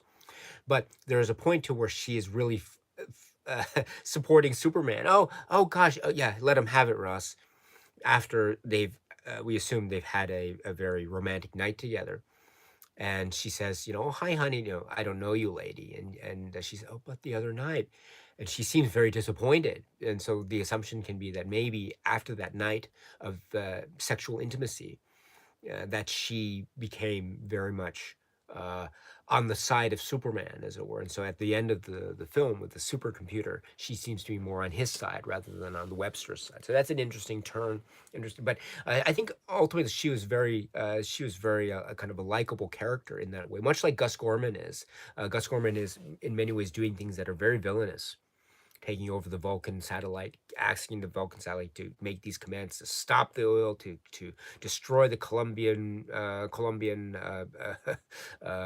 environment, and do these. So Gus Gorman is himself also a very villainous character, but he's so likable, and he's so likable. So in fact, Laurel Ambrosia, I think, inhabits a similar position. And I think there's a very almost closeness between them. You can see moments here and there where Gus Gorman enters the room and they say hi to each other. Oh, hi, Lorelai. Hi. Oh, and I just love that little connection between. It's almost as though it's echoing or suggesting the fact that also in terms of the way in which they're positioning themselves in the say the in the type of what's the phrase in the networking of the villain camp, they are positioning themselves in a similar position. Namely, they are not in as much of the villain dynamic as say Vera and Ross are. So I like that connection between the two of them, Gus and Lorelai. It's great character. Lorelai Ambrosia is so cool. So Pamela Stevenson, fantastic, fantastic performance. And then that brings us to Annie Ross. Annie Ross is Vera Webster. Wow. Wow. I mentioned it yesterday in my surprise live stream, but I'll say it here again. When I was watching this film in the 80s, um, I didn't know Annie Ross. I didn't know who Annie Ross was. I didn't know the greatness and legend that is Annie Ross, the singer, performer, the artist. I only knew Annie Ross from Superman 3. And the first thing I saw of Annie Ross was that photo that Jimmy Olsen took of Annie Ross, of Vera Webster. And they say, "Oh, the picture looks fuzzy." And then Lois Lane says, "Oh, the picture's all right, but she looks like that in real life." So there's this whole kind of running joke about how Vera Webster is this kind of, I mean, it's almost insulting in a way. She's kind of ugly, or this sort of running joke that in that sort of way. I actually I don't find those parts of the film so humorous, but actually I think Vera Webster is one of the great characters. So great because okay, so Vera Webster is has this presence when she's in the room. She almost takes up all the oxygen just by the way she's speaking. Remember her first entrance when we actually see her when she's walking down those steps, talking about who took the money, by whom. That's what I want to know. By whom? Whom? My goodness, walking that is a grand entrance. That is a grand entrance. What a great entrance. That's one thing. And then also remember, after the destruction, or what they think is the destruction of Colombia, before they find out the news about what Superman did, they're up on the ski slope there. And they are just reveling in their villainy success. Oh, we destroyed this country. Now, what's next? And they say, first, coffee. And then she gives him the idea to go after the oil. And that's her idea. And so, in fact, Vera Webster is thinking about these things, and you can tell also the supercomputer scene. She's the one who tries to take control, and because as she claims herself, she had so much knowledge about computers that would put a PhD to shame. And so, this is a way in which she is trying to assert her authority, her villainy authority, all in the name of her beloved Bubba. So there is a very fascinating dynamic that's going on with the way in which Annie Ross is portraying Vera Webster. I love this character, Vera Webster. I think it's so memorable, so brilliant, and so villainous. And at the same time, that interplay between her and Lorelai, that rivalry, it's so funny, it's so irreverent. It's just, it's almost charming in a way. Uh, I think it's great. And so these are villains that they are doing terrible things, but you can't help but just like them, even for a little bit, even for just these little things here and there. I mentioned the shot of Annie Ross when she's driving or she's in the Jeep, and she's listening into the Gus Gorman speech, and she's, oh my goodness, and then she looks at the what happens to Superman after he's been given this corrupted kryptonite. I love that close up on Annie Ross, by the way. And there is a scene too where Gus Gorman goes to meet Ross Webster for the first time in the office, and Ross Webster is saying, have you heard of Vulcan? And and this is when Vera Webster's already in the room, and after Ross Webster says, "Have you heard of Vulcan?" Uh, Gus Gorman thinks that this woman is named Vulcan, and he says, "Hi, Miss Vulcan," and you can actually see Robert Vaughn at the end of the side of the shot there. He kind of lets out a laugh. It's so funny. But Miss Vulcan, I love that little moment. And Vera Webster has to correct me. Vulcan is the name of the satellite, the real key satellite that's at the heart of all these plots that are being hatched by the Webster team here. It's not Miss Vulcan, but what I love about that detail is a little bit later when Gus Gorman comes to them and explains to them in this reenactment of what Superman did to save Colombia. And he's talking about all this thing. You see a shot of Vera Webster's face looking, and she has this thing about this moment where Gus Gorman's like it's like Superman using his breath or something that's like those machines in the men's room. Have you seen those machines in the men's? Sometimes they work, sometimes they don't. And that's where you see a shot of Vera Webster, and her eyebrow goes like this, right? I love that because it is very much like Spock. If you know Star Trek and one of Spock's very memorable characteristics would be the raising of one eyebrow over the other. Fascinating. I love that. And there's an almost Vulcan-like look to Vera Webster. So in fact, the joke earlier on that happened when Gus Gorman called her Miss Vulcan, I think is not at all. I think it's not at all inappropriate. So I love that. So in fact, she is in a way a kind of Miss Vulcan, at least in that moment. She's very Vulcan-like. I love that. Very cool. And we have to talk about the supercomputer scene at the end there, because Vera Webster, and I'll say it right now up front, Vera Webster turns into a robot. This is the most terrifying scene that I have ever seen in my life. Let me say that again. Vera Webster turning into a robot is the most terrifying scene I have ever seen in my life. I saw this film, Superman 3, again. I don't know how many I've seen it so many times. I saw it again leading up to this Sunday's live stream. And when that scene came up, or not even, but just before when I see Vera Webster in that white jumpsuit costume as they're flying down, that I start to get nervous because I know the scene is coming. And when they enter into the mountain cavern when the supercomputer is, I get nervous because I know the scene's coming. And when they walk up the steps to the main control part on the second level there, I get really nervous because I know, oh my goodness, she's entered into the computer. I know what's going to happen in a few scenes from now. And then when Superman has been freed from the ray of kryptonite after Gus Gorman has smashed the beam thing with an axe, and he's then shot by a beam from another place in the computer, like a laser, and he's thrown against the rock wall there, and he's out.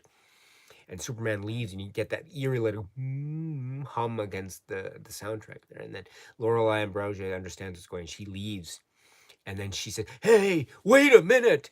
And then Ross Webb said, "Hey, girls!" And you see Lorelei doing that thing with the little skid on the floor, and then she walks and runs over. But then we have Vera. It's too late, and you have that scream of Vera as she's captured in the grip of the laser. Oh, and like that, I can't even thinking about it now.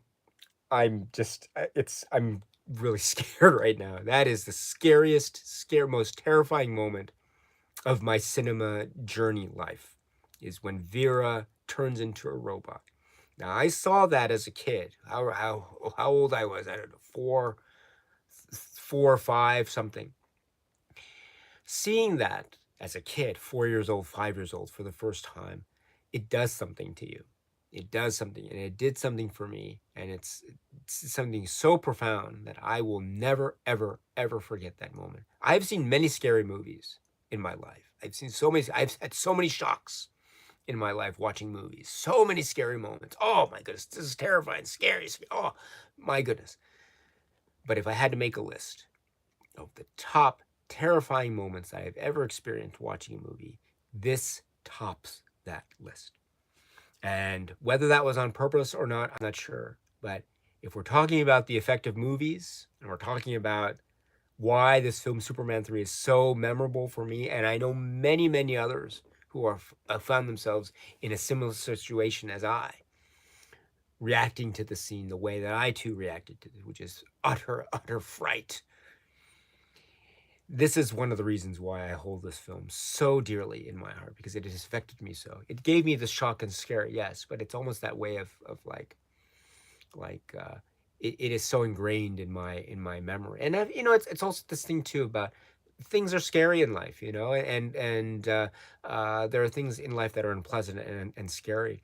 Why not have one of those things be something that is still also very memorable and warm? And it's about a character that in that way too, I really appreciate and admire, and I am drawn to in many ways, and that's Vera Webster. And if there is any possibility for the Vera Webster discussion groups, the Vera Webster fan clubs to emerge, more power. I'm so happy about that, because, as I say, Vera Webster deserves all the attention that she can get. She is a brilliant character, so great.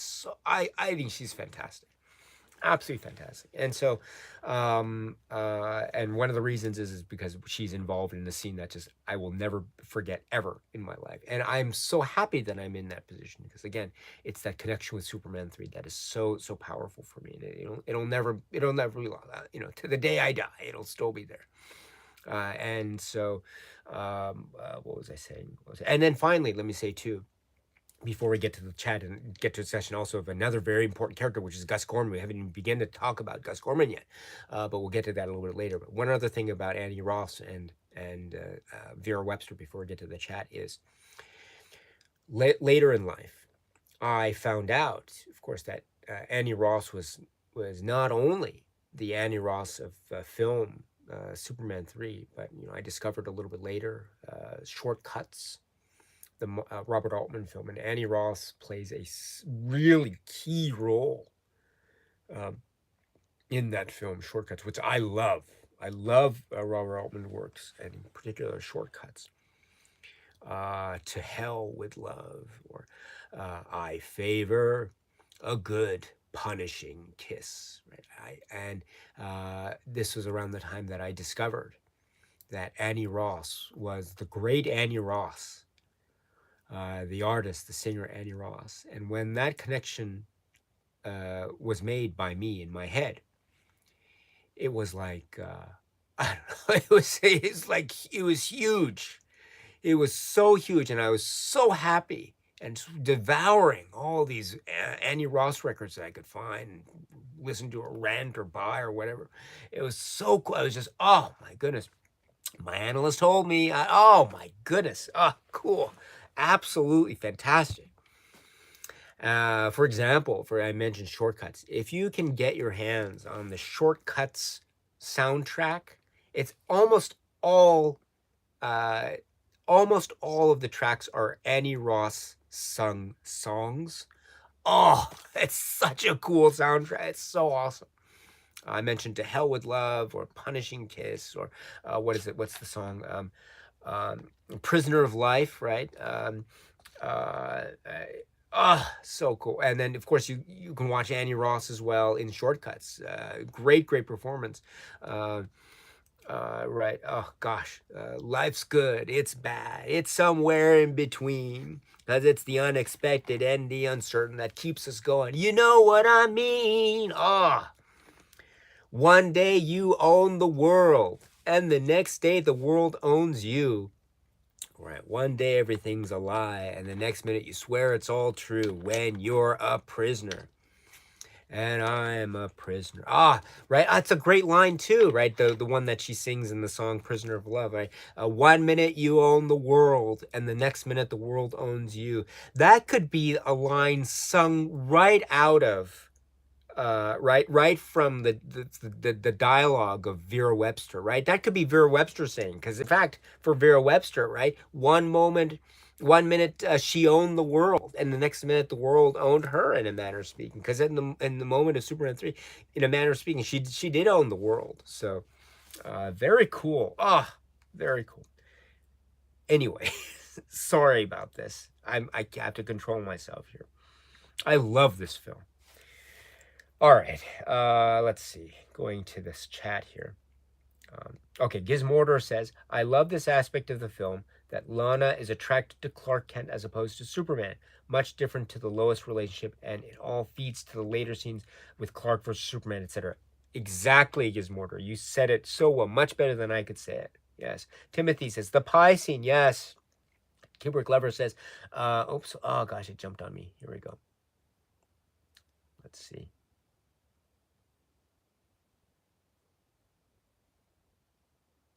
Okay. Oh, oh gosh, it jumped on me. Sorry about that. I was about to read Cooper Glover's great comment, but then it jumped to the very bottom of the very recent line here. So I apologize. Let's see. I'm just going to scrolling back here. Okay. Let's see. Sorry about this.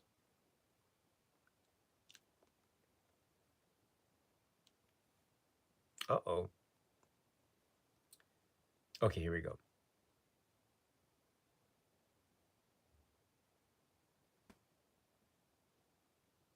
Yes, Cooper Clever. Sorry, this is you said it seems the starting of this film can make you think of early Charlie Chaplin, Buster Keaton films. So there is a almost a physical comedy that is very much. It is, yes, very much like silent film comedy in a manner of speaking. You're right. This could also be said to be part of Richard Lester's aesthetic in many of his other works. It can be said is very excellent point. Well done, well done. Oh, I Koi's here. Thank you, Sus. Bad Superman equals super bad man. Well done. That's very clever. I like that. Um, let's see. Scrolling down here, Cooper Clever continues. The big canyon computer at the end of the film has those huge metal and lit up lighted stalactites that remind me of the start of the first film when Superman as a baby leaves Krypton in a ship. That's a really good point. That those things at the top that light up and you hear the and when the lights are turned on, they look like the Krypton architecture. They also remind me too of the lights that you can see in the Death Star in Return of the Jedi, I think, or some kind of the architectures, or maybe Star Wars, or maybe Empire Strikes Back. I know, or the Death Star in Star Wars, or maybe the Super Star Destroyer in Empire. I don't know. They remind me of Star Wars architecture as well. Um, Very interesting. Could you imagine, right? It has a Death Star type of look to it. That supercomputer. That's very cool. Very cool indeed. Could you imagine if Vera Webster, when she turns into a robot, she turns into Darth Vader? Oh my gosh, Darth Vader. He goes that thing with it, but then Superman. Could you imagine Superman versus Darth Vader? Oh my gosh, could you imagine that? Wow, wow. All right. Anyway, let's see. Scrolling down here. Sorry about this. Skipping over a lot of great comments. Oh, Cooper Clever says, I love the oversized cowboy hat when Gus is with Lana's old boy, uh, Brad, in the Websco Wheat King Smallville office there. You're right. Yes. I love that. They're talking about the drink, what is it? It's what they refer to as the Singapore Sling. And it has they're talking about vodka, and there's not enough vodka. There is no vodka in it, and he has that super giant kind of hat. I love that hat too. It's so great. Um, Smallville Flash. So very cool. And I love the bit when Brad is out and one of my favorite lines ever is when he goes to the computer. You got to put the two keys in, right? And he puts in one key one time, puts the other key the other time because it's quite a distance. You can't, right? And with the computer terminal at the center, and it's not going on. He's what's going on? He sees the sign in front of him, and he says, "Both keys at the same time." Oh, and he takes as the idea of Brad after he tries all these things with his body, he can't do it by himself. You realize how he needs the help of the now unconscious Brad, and he has when he drags Brad's body, he's making these sounds of like driving. So cool. Oh, I love Richard. That's great. That's great. Let's see. Steve Moody, my fallback is for who should play any and every role is Shatner. Easy to him say. Oh, boating. Oh, so this is the part of the conversation where I was talking about the crossover between Jaws and Superman. Okay, thank you, thank you. Boating accents. Boating accent. Spock. Spock. Yeah. That reminds me, I still need to get that Star Trek motion picture 4K, the Japanese release. So I'm able to get that. Yeah, let's see, scrolling down here. Oh, Fallen X 100 years, thanks.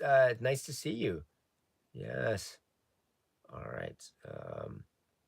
Sorry, I'm just skipping over the comments here. Just sorry about this. Superman 3. Let's see. Cooper Glover's also the difference between Gus and Ross. Yes. In terms of the discussions on class. Although what is so great, and let's get to a discussion of Gus Gorman. So I'll say it again. Gus Gorman is one of the great characters. One of the great characters of the Superman universe. One of the great characters ever. And if there's any criticism about how, oh, this film doesn't work because of it doesn't, Gus Gorman's character, Richard Pryor's character, distract. I understand where this criticism might come from, but I totally disagree. I totally disagree with those.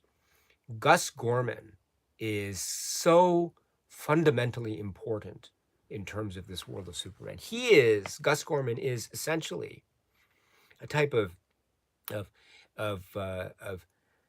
every person character. He is the character that we can identify with in a manner of speaking, the kind of down and out character. It starts with a close up on him. And where is he? He's in the unemployment line, benefits line, because he's trying to get a job or he's trying to just get his next paycheck. He's just trying to survive, which is a huge deal. Now, and he's getting a rough time of things. And maybe his past job experience might not have been a situation where he was totally faultless, right? He's talking about a little teeny tiny Japanese TV set that just disappeared, or he's talking about not being able to hold the fast food job for longer than 28 minutes. Because they expect you to understand everything and hold the sauce, hold the less, right? Which is not totally outside the realm of my sympathy. I can sympathize with that type of stress as well. But so in any event, that's my way of saying too that Gus Gorman is the everybody of this world, and so, but his rise is stratospheric because he rises based on his own knowledge and his own talents that almost in a way he didn't even know he had, which is such a lovely story. It's really great. It's a very kind of empowering story. It's also very very inspiring story. And he studies. He's not like cheating. He's knows the stuff because he knows the stuff. And we don't know what he does, in his off time, but one can assume that maybe he's also studying up on this, right? We remember at the scene when he reveals his blueprints for the supercomputer, he just pulls out all these pieces of paper that, when you look at them, they're all these intricate, they're on these scraps of paper, napkins, or backs of cigarette packs or whatever. So that's a kind of comic part of the scene, of course. But the point is that he drew this stuff and he thought about it. And he knows all the components of this. So you have to wonder when he did this. You don't see this in the film. You don't see when he actually sits down and plans the computer. So that means that he did it in a time when we weren't privy to that. Wasn't shown to us. So that means there's a lot of stuff there for that Gus Gorman does off screen. That means that he is not only very smart, very intelligent innately, but also that he is, we assume, working very hard and studying very hard. Now, granted, there are moments when maybe he might be seen to be trying to kind of, what's the phrase, game the system with this notion, for instance, of trying to essentially embezzle this money, all the half cents that are just floating out there in the cyberspace of the WebSco computer system, but or the banking system, or not banking, but the WebSco finances, because it's not a bank, I think, or maybe they don't have maybe they do have a bank. I'm not sure, but excuse me, so it's not like but he's still trying to. My point is, he's trying to. He is working with what he has, and he seems to be trying, and he's thinking.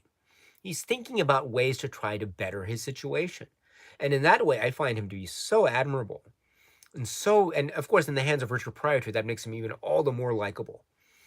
And just the way in which he's able to maneuver situations. Case in point, in all the situations, for example, when he goes to Brad in the Wheat King Smallville WebSco office to get the terminal, which is someplace small, right? They had to find a terminal that is so out of the way so as to not attract attention, because this is the place in which he will have access to Vulcan, which is going to essentially have the potential to essentially destroy the world, right? So that's the plot there. So in order to do that, he has to get into the good graces of Brad, who's the security guard there, and he has this. Gus Gorman has this persona, gets the suit. Remember when he gets off the bus, he has a he's looking at the glass there of the suit. And I think is it the same suit? I forget, but he gets a suit and he wears it, and he's got the whole suitcase filled with the liquor there, and it opens down this really fascinating way.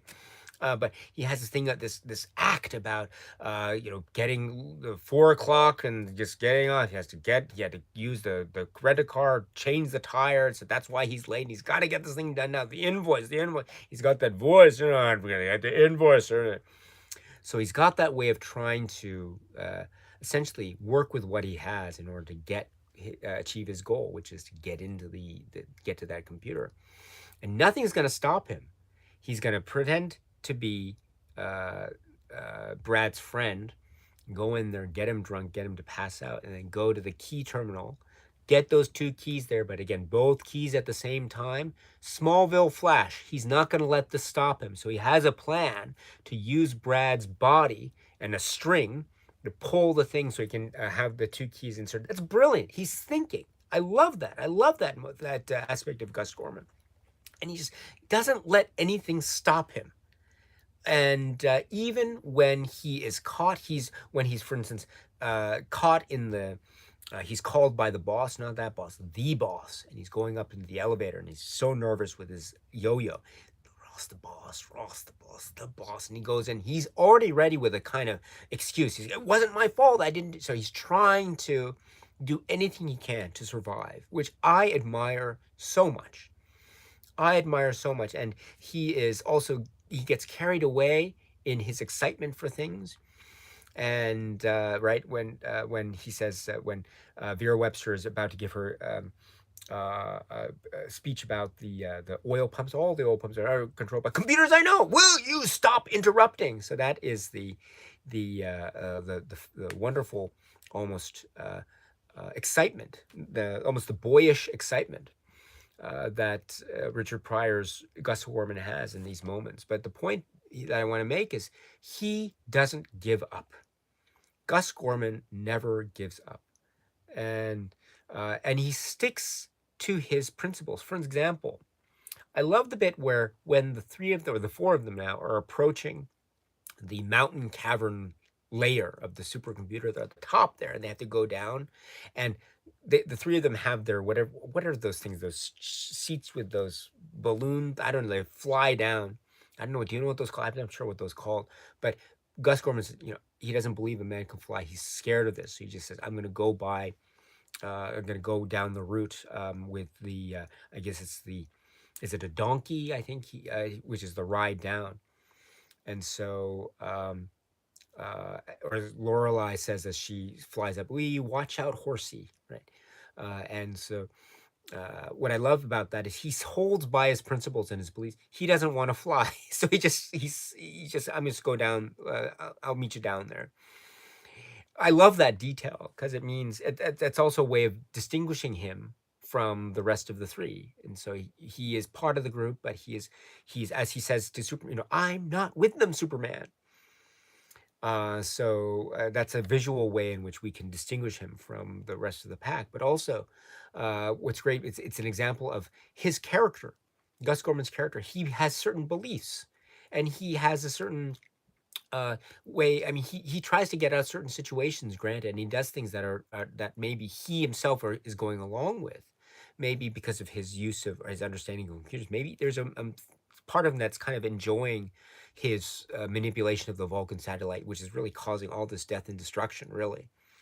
But there's also a part of there's also a part of Gus Gorman's character that I think is so likable and so brilliant. This is one of the reasons why I think Superman 3 is more comic in tone than maybe the other film Superman 2, for example, was. Remember Superman 2, the villains, we actually saw them actually killing people. They were killing all these astronauts and they were making them suffocate. And there was these people who were dying and people in the town were just being killed or burned or something like this. And people in the White House, right? And the attack of the people were getting shot. And it was a pretty violent affair. But here, the villains, including Gus Gorman, if we consider Gus Gorman a villain, even if it's a quasi or pseudo or maybe not, maybe sometimes villain, sometimes good guy, we never see them do things that cause the level of carnage and violence that say we saw Non, Ursa, and Zod do. For example, even the violence that happens at the with the destruction of or the attempted destruction of Colombia, we don't see that directly. We see it in secondhand accounts, and so it would have been very, I think, very effective as a film had this been shown in directly because it was a huge disaster, much like the way in which the disaster at the end of Superman with the missiles and Lex Luthor's plan to destroy part of California, how that was shown. It was a pretty intense scene in Superman the movie, and it could have been done with the same level of intensity here in Superman 3, but it was done as a kind of afterthought because it remember we get this information through Gus Gorman's explanation of it to Ross, Vera, and Lorelai on the ski slope penthouse there. Because he's talking about, oh, and he takes the tablecloth and he pulls it around, da, da, da, da, and he uses his laser beams to cool off the fire or something, and he turns the tornado upside down, and it was amazing. Oh, it was so cool. It was Superman's bad.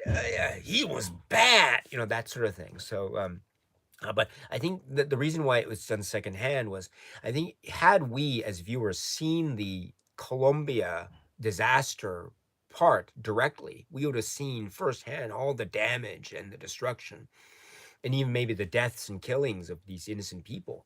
And if that had been the case, I don't think Gus would have been. He would have been completely. He would have been completely beyond, I think, any type of salvation. I mean, there would have been any hope of maybe of rehabilitating his character in the eyes of the viewership, because he would have been, oh, his villainy has cost the lives of innocent people, so we can't ever sympathize with him again. So I think that's the reason we don't see that, is because we still need to root for him along the way. And if we see him doing things that cause death and destruction, I think that would have caused him to lose us completely. And so that's why I think that's told in the secondhand way that it does. Also, we see all the destruction or all the chaos that's caused by the Vulcan satellite, his manipulation of the Vulcan satellite. For example, all the things that happen with the crosswalk and the money that comes out of the machine that won't stop, or uh, the green light, red light people fighting, or the great scene with the couple eating breakfast and the grapefruit and the check or not the check, but the invoice. What is it for? 100 and some, like hundreds of thousands of dollars, which is a lot of money even now, but I'm sure it's a lot of money back in 1983. And the husband puts the grapefruit or something. But so all this chaos, right? It's chaos, right? It's chaotic, of course, but it's not like the destruction and costing the lives of innocent people. So this is almost a playful type of chaos. This is almost an excusable type of play of chaos that Gus Gorman is doing. Even with the oil tankers and the like, we don't see any. We never see it offhand directly. We just see the dots on the map there, and no one dies. We see that one tanker that's off to Metropolis, and we see, of course, Superman handle that, but that's not in our heads anyway, something that Gus Gorman has done directly. So I think all the way through this is a way in which we can still rehabilitate the character of Gus in our heads, even when he's doing what he even acknowledges to be bad things. He can still become a good guy at the very end, which is what he does, and he never loses our sympathies. I think that's a very important point in terms of the tones of this film, Superman 3, which is, I think, done on purpose in order to be sure that we never lose Gus, or Gus never loses our sympathies, and he never does, at least for me. A similar thing, while I'm on this point, a similar thing happens when we get bad Superman.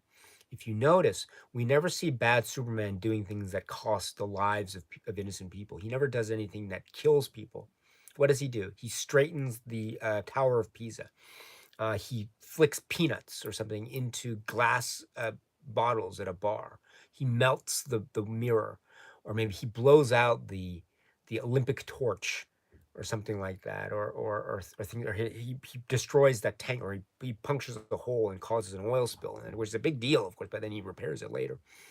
But he never does anything that causes the deaths of people, or severe injury of people, at least nothing that we see.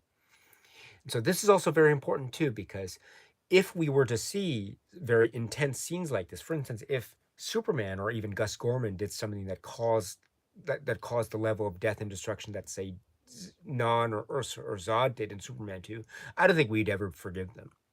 And so I think that's done on purpose. And so that might lead to a sense of a lightness and tone, in a manner of speaking. It also reminds me of Superman 2. One of the horrible things that the three of them did was to deface the Mount Rushmore. And so it's almost like now we have more monument defacement and destruction in terms of the world of Richard Lester, I suppose. And here we have, or maybe in the Richard Donner cut too, with the Washington Monument, I suppose. But if incidentally too, from Superman 2, if you notice in Perry White's office in the back, you can see a picture of the president, and I think it's E.G. Marshall president. So you can take a look at that right there. But I think it's particularly visible when you get the scene at the end when Lana Lang is introduced to Lois Lane as Perry White's new secretary. But oh gosh, what was I saying? Oh yeah, so going back to Gus Gorman, so these ways in which he is shown to be villainous are still done in a way that I think will not lose our sympathy, and that's very important because we need to root for Gus. We need to root for Gus, and that makes that moment at the end, after the destruction of the supercomputer, when Gus is stuck in the rocks there, and Superman is freeing him, and he reaches out, and they shake hands, or they hold hands, and Gus says to him, "Thank you, brother." This is such an important moment. I think this was one of the moments that was shown on the back of the VHS back in the day. If I recall, the front of the VHS was a shot of Superman holding the frozen lake. It was a close up of his face holding the frozen lake. But the back of the VHS had two pictures or more. I forget. One of the pictures I think was Richard Pryor and Christopher Reeve holding hands in that scene. This is such an important moment because we have these two characters. It's almost like it's. I know they've met earlier in the film. Don't get me wrong, but the fact that they're connecting like this, it's like it's so huge in my eyes. It's like a film that came later. There's a film by Michael Mann, directed by Michael Mann, which is called Heat from 1995, and it's with Robert De Niro and Al Pacino. And this scene with Richard Pryor and Christopher Reeve holding hands like this is like the coffee scene in Heat between Robert De Niro and Al Pacino. It's amazing, so amazing that the way in which this film has been essentially these two characters in their own worlds. Now they're connecting in this way, and they are now allies. And it's amazing. It's absolutely amazing. And what does Superman do to repay him? He gives him a uh, a recommendation to the people who work at that coal mine. I think that's great. They have a little itty bitty computer about that big. So I said, he recommends Gus Gorman for the job, which I like too, because Gus Gorman, when he's talking about, he does this thing with this shirt, which assuming, and also there's a thing during an earlier shot when he's talking to Ross about what happened in Colombia. He's got the tablecloth around his neck to pretend to be Superman. He says da da da da. So that's almost like he's acting for us, because we as the viewers of the film Superman know this thing about Clark Kent as Superman, know this thing about the music, right? Uh, whatever it is, if it's either John Williams score or John Williams as adapted by Ken Thorne or whatever the case may be, but the score is very important. The music is very important. The people of the film don't know what the John Williams score is, we assume, except Richard Pryor. And so this is another way for Richard Pryor to connect with us, the audience. Also, there's a possibility. Does Richard Pryor or does Gus Gorman know that Clark Kent Superman? I don't think so. So that's the whole thing there, which is we know. And so that is a little wink and a nod to us, the viewers, that yes, hey, I'm with you. I'm one of you, which I love. I absolutely love that. I love Richard Pryor's Gus Gorman so much. It's such a lovely, lovely thing. So, um, gosh, what was I saying? So yeah, so that moment between the two of them holding hands, this is the Heat coffee scene moment, if ever there was one. Right, oh gosh, could you imagine, again, a bit of imaginary recasting for a moment, could you imagine Robert De Niro and Al Pacino in Superman 3?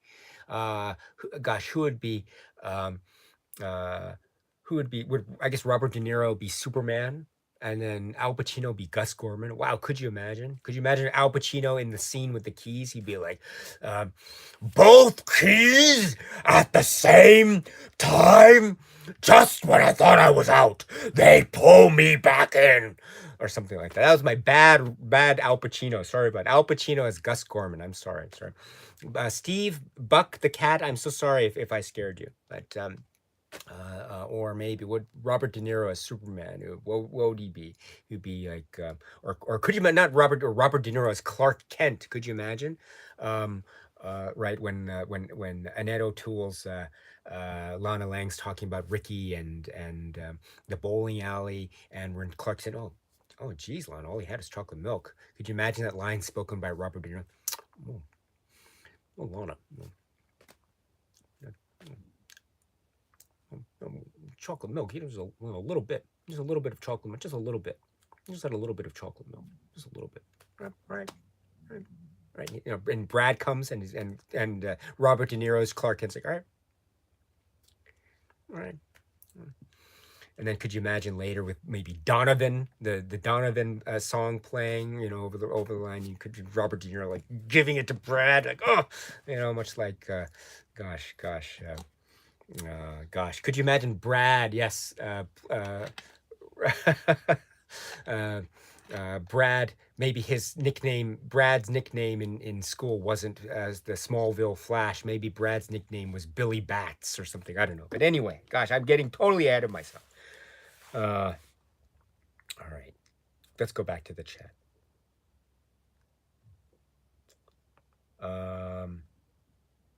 So I'm let's see, scrolling down here. Sorry about this. Let's see. All right. Yes. Oh, subliminal vibes. Thank you so much for this. You say here, Gus's arc. He ends the movie looking for a job, but we love him anyway. I love that. That's such a great point. He kind of ends where he starts, which is so great. And he's just walking. And it's just I'm just gonna keep on doing it. I'm just gonna keep trying. And he says, where he's got to walk 9 or 10 miles. Yeah, I think I'll walk. Yeah, I think I'll walk. I'm gonna walk. That is such a great point, Subliminal Plus. You're right. And that's Gus. That's Gus. Oh gosh, that's such a great. I love that detail. You're absolutely right. Yeah. Thank you.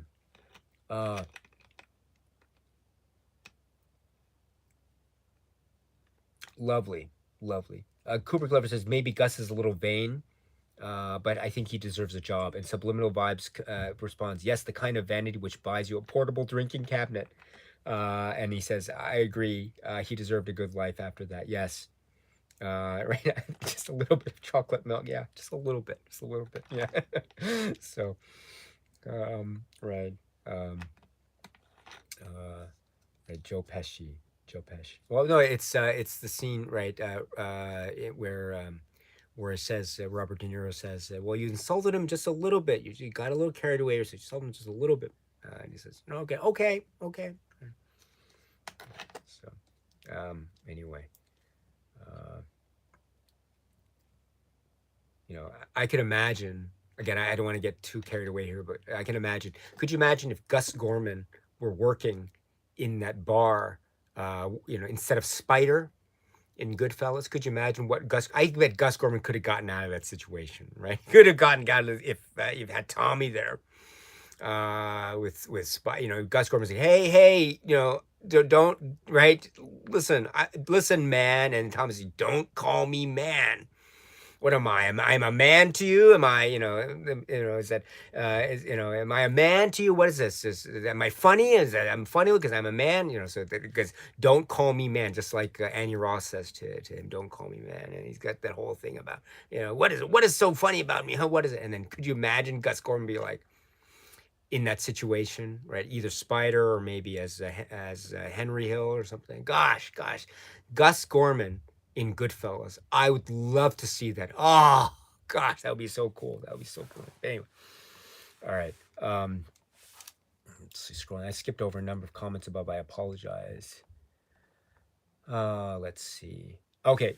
Subliminal. I'm just scrolling back up here. I apologize. And you say here. Subliminal Vibes, you said, I had a similar experience watching that scene as a child. I think referring to the scene of Vera turning into a robot. I'll never forget the boiling acid too, which I now realize was actually just an elephant's toothpaste science demonstration. So yeah, so the acid of it looked like it was like strawberry jelly, right?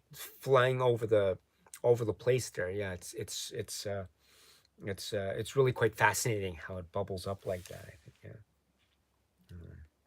Cooper Glover says, I thought Lorelei was the next Miss Tessmacher.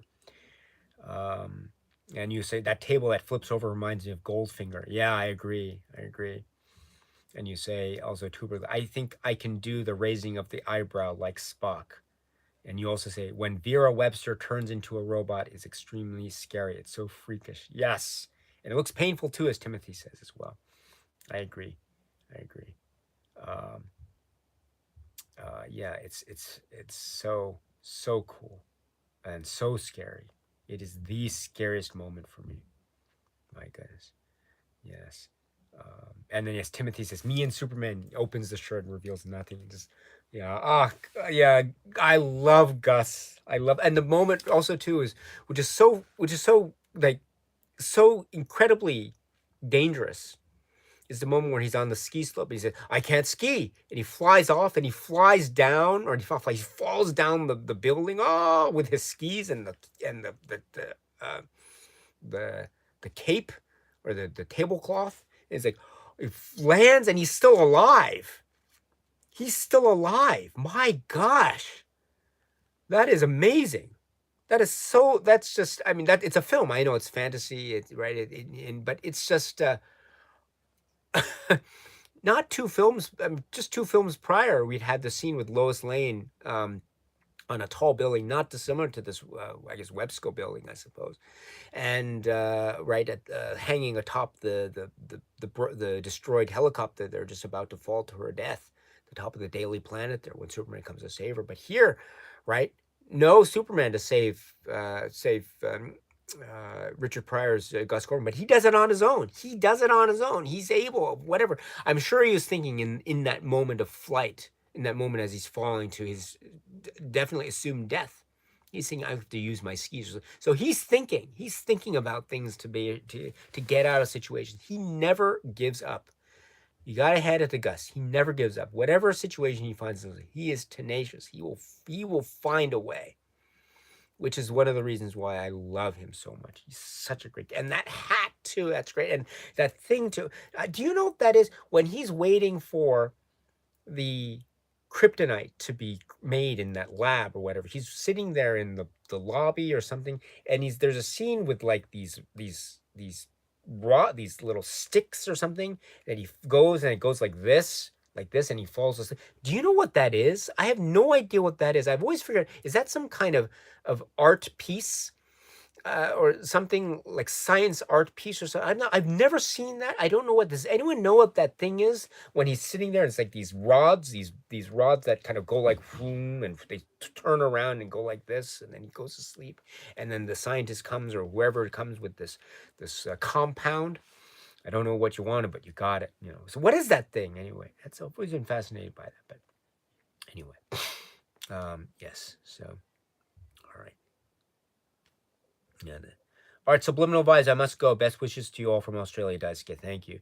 I'm the guy who grew up close to you near Reading 30 years ago. Oh, gosh, Reading. Yes, yes, yes. Reading. So you would know also Ripley and Send and Bagshot and other places near the Surrey area. Oh, well done. Well done. Weybridge, um, Leatherhead. What are some other? I lived in Guildford, also in Woking. So I know that area, but I haven't been there in many, many years. So anyway, thank you, my dear friend, and talk to you again very soon. Cheers. All right, so now it's 9:16, so I have to go very soon. So we have to. Time flies when one has fun, I suppose. I'm having so much fun. I don't know about you. I hope it's the same. If not, I apologize. But I'm having a blast talking about this film, Superman 3. And I just wanted to point out one other thing before we end, and I'd be remiss if I didn't mention it, is I love the relationship too between Lana Lang and Clark Kent. I mentioned it before, and the I love that tenderness. And we mentioned too, Lana Lang loves Clark Kent. That moment of disconnect. I mean, they're just talking about one thing, and she changes the subject, and Clark Kent's like when they're having the picnic, and Ricky about to get killed with the wheat thing, and Buster and all that, and she says, Clark, my oil pan's leaking. Or when Clark is just eating the food, and that he thinks it's pate, but then she says, "Oh, that's Buster's dog food," and he still eats it anyway. Oh gosh, that's such a lovely moment for Clark. He demeans himself on purpose, but he does it in a way just to show that he doesn't mind. He's okay with things. I love that about Clark Kent, and that comes out when he is with Lana. It really does, and it shows that kind of, I don't know. It's right. The prettiest girl in school is still the prettiest girl in school, right? That's the line. I think I got it right, mostly right. I hope, when he's writing his article, and he says, and that's when Lana called him. He says, I was just thinking about you. That moments like this just make me so happy. And she says, Clark, you're the best. And so uh, she's bringing out something of the quote unquote real Clark Kent, as well as showing us to the things that she has to do. She had to learn how to, fix cars, right? Which is amazing. I don't. That's amazing. And then just right, working to support herself and Ricky. And I like the relationship with her and Ricky when they're on the train, before the power goes out. She's talking with him. So let's go to the zoo tomorrow. So she's thinking about Ricky and his well-being as well. I like the Ricky relationship too. He's kind of not, maybe he's a little bit bullied. He's small for his age, according to Lana, and that's with the whole bowling alley thing. And I love the look that she gives when Clark pushes Brad aside. Said, Brad just, Brad, he doesn't want a bowling lesson from all. I think he's doing just fine as on. So Ricky, here you go, give it your best shot.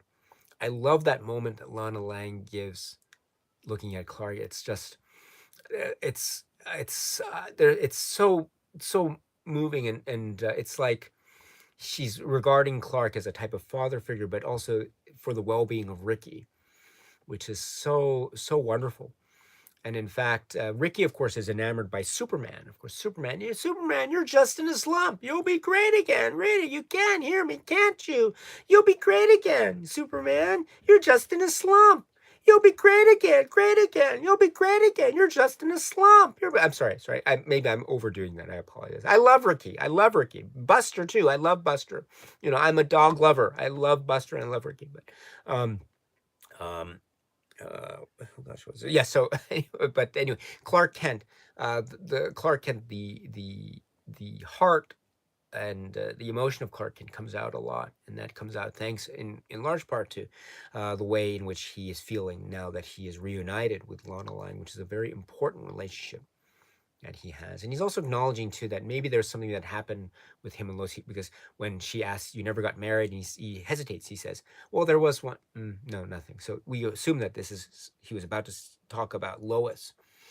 I've mentioned to Margot Kidder is in this film, but we know maybe due to certain situations of relationships, professional relationships with the Soul Kinds stemming from the earlier productions, her role might have been limited. But in any event, she's still there. She goes to Bermuda and then she comes back. She's at the start of the film and she's at the end of the film, but she's conspicuously absent for the remainder of the film. But that's important because that means that Lana Lang and Clark Kent relationship needs to be front and center. When we're talking about Lois Lane, it's Lois Lane and Superman. When we're talking about Lana Lang, it's Lana Lang and Clark Kent. So in many ways, yeah, the Lana Lang character is very, very crucial and fundamental and important. And Ed O'Toole's performance is fantastic, so fantastic. There is that kind of quirky. She's not. There's just talking, just all these things that she's thinking about at once, and she's to lose tracks of things. You know, she mistakes the plates for records or vice versa or something. So that kind of thing happens. It adds a type of comic hijinks. It also adds a sense of a lovely type of dynamic. It's a very sincere, earnest quality to Lana Lang, which I find very charming indeed. So and yeah, so Annette O'Toole and Lana Lang, what a great character. It would have been great to see more of her, Lana Lang, in future films. But again, when we talk about the future films, we'll talk about that when we get to those discussions. And then just a shout out to, for example, I mentioned the Beatles. There's, of course, Roll Over Beethoven, sung by George Harrison. And then we had the great shot of Clark dancing before it cuts to Earth Angel. I think this is mentioned too in some of the reviews of the film, how Earth Angel, and this is the idea of further showing us the distinction between Clark Kent, the persona of Clark Kent, and Superman. Superman being this almost superhuman figure, but Clark Kent being the person down to earth. You know, which is the Earth Angel, and isn't it apropos that we have at the moment that the two of them are dancing, Lana Lang, Clark Kent are dancing in this slow romantic dance where they're reuniting with each other. What should be playing in the background as they're dancing but Earth Angel? So, yes, so Clark Kent being the Earth Angel indeed. So, anyway, yes, it is a great film. It is a brilliant, brilliant film, and so I am, I am always going to be championing this film. And I understand it's not a perfect film. I get it. There are things that I think could have been fitted together maybe with a bit more of an organic unity than exists at the moment. It does feel somewhat disparate, but even those elements disparate are very much. Very much, I think, acting together in this film that overall I adore. I adore this film. From the bottom of my heart, I adore this film. It scares the living daylights out of me, that's for sure. Vera the robot, I will never forget. But that's part of the charm of this film for me, Superman 3, and I love it. I love it to bits, and I always will. And however you feel, my dear friends, whether you love it, you hate it, somewhere in between, your feelings of it might be passionate, might be tepid. Doesn't matter, my dear friends. However you feel, please let me know. I'm always welcome to hear about that because your feelings are your feelings. My feelings are also my own feelings. And this is a little bit about how I feel about this particular film for the discussion today. Superman 3. All right, so we have a couple of minutes more, and then I have to go. So, any more comments? Please feel free to. If I skipped over your comment in the chat, I apologize. But now is your chance for from last minute comments before we have to go. So thank you so much, my dear friend. Thank you, Cooper Clever, for keeping an eye on the chat for me and talk. I really appreciate it. And also Subliminal Vibes, Timothy, um, and many others here. Thank you so much for the chat. It's been great. Thank you. Really lovely. Thank you very much, my dear friends.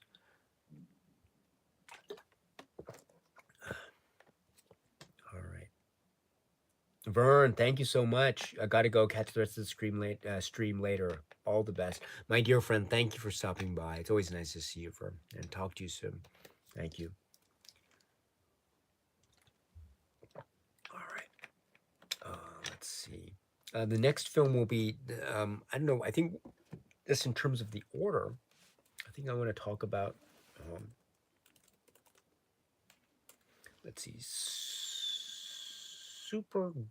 I think we're going to talk about Supergirl next because of the order, because Superman for the Quest for Peace, what was it, 1987? Supergirl was 1984. So it's actually in terms of production year, this is Supergirl comes next. So I think we're going to talk about Supergirl next, and then we'll talk about Superman 4, Quest for Peace. So I don't know when the Supergirl discussion will be scheduled. It'll probably be 2 weeks from now, but I'll make the official announcement to it. It's probably 2 weeks so 2 weeks from today. Sunday, Supergirl, the Jeannot Swart film, with Helen Slater and Faye Dunaway and Peter O'Toole. So, oh, Steve Moody, thank you very much. And you say yes, Buck wasn't as scared. Thank you so much. The last thing I want to do is scare Buck. So, and I really mean that. So yes, thank you. Pacino, yes, he wasn't as frightened of Pacino as he was of Zod. Thank you so much. My Pacino is very bad. They're all bad, but my Pacino I think is especially bad. My favorite line from Heat, by the way, is actually a line from Al Pacino's character, but I can't quote it because it has a bit of it's kind of a swear word, which I don't like to say, but it's yeah. But anyway, all right. So 9:27. All right, I have to go soon, my dear friends. So maybe any last minute comments? That's please feel free to leave them behind. Otherwise, thank you so much for stopping by for this discussion. Again, it was all over the place. It's quite disorganized. I apologize, but thank you so much for all your kindness and support and attention that you always give to me and to the rest, to each other. And you listen to each other's comments and you answer and you follow up in a way that I see when I read this chat, and it warms my heart to no end. It really does. It's such a lovely thing, and thank you so much for that, my dear friends. You really are the reason why I do this channel. I wouldn't do this channel without you. So thank you so much. All right. Okay, so I think we can end. So let's end this chat right now. So thank you so much. So we'll close with a line from Gus Gorman, which is my favorite line, one of my favorite lines from the film, which is the key line, right? The both keys at the same time line. So I'll close with that because we can close this. We can close the shutters. We can lock the doors and leave for the night, and then wait, come back next time. But we'll close for the evening with the keys, and we have to put the keys in at the same time. So we'll have it in that way. So my dear friends, thank you so much. Warmest regards to all of you. I hope you're well. Have a great rest of the day or evening, whatever the case is for you. In 2 weeks, we'll be talking about Supergirl. Same time, same place. Same super time, same super place. And I will make the official announcement on Instagram and on YouTube. Anyone who's interested, you can you don't have to follow me on Instagram. That's if you want to. I'd appreciate it. That's fine. If not, that's still okay. I am on Instagram. I'll put my name in there. Daisuke Beppu 4. It's 4 because there are 3 other Daisuke Beppus, I think, in the world who took the name before I was able to do it on Instagram. So Daisuke Beppu 4. But if you want to check out Instagram as well, you're welcome to do so. Thank you so much. And my dear friends, with that, let us lock up for the evening. And what do we need for that? We need the keys. And how many keys? There are two, so we have to put them in. But, right, my dear friends, as our dear friend Gus Gorman says, we have to do it. How? Both keys at the same time? Oh, cheers, my friends. Both keys at the same time.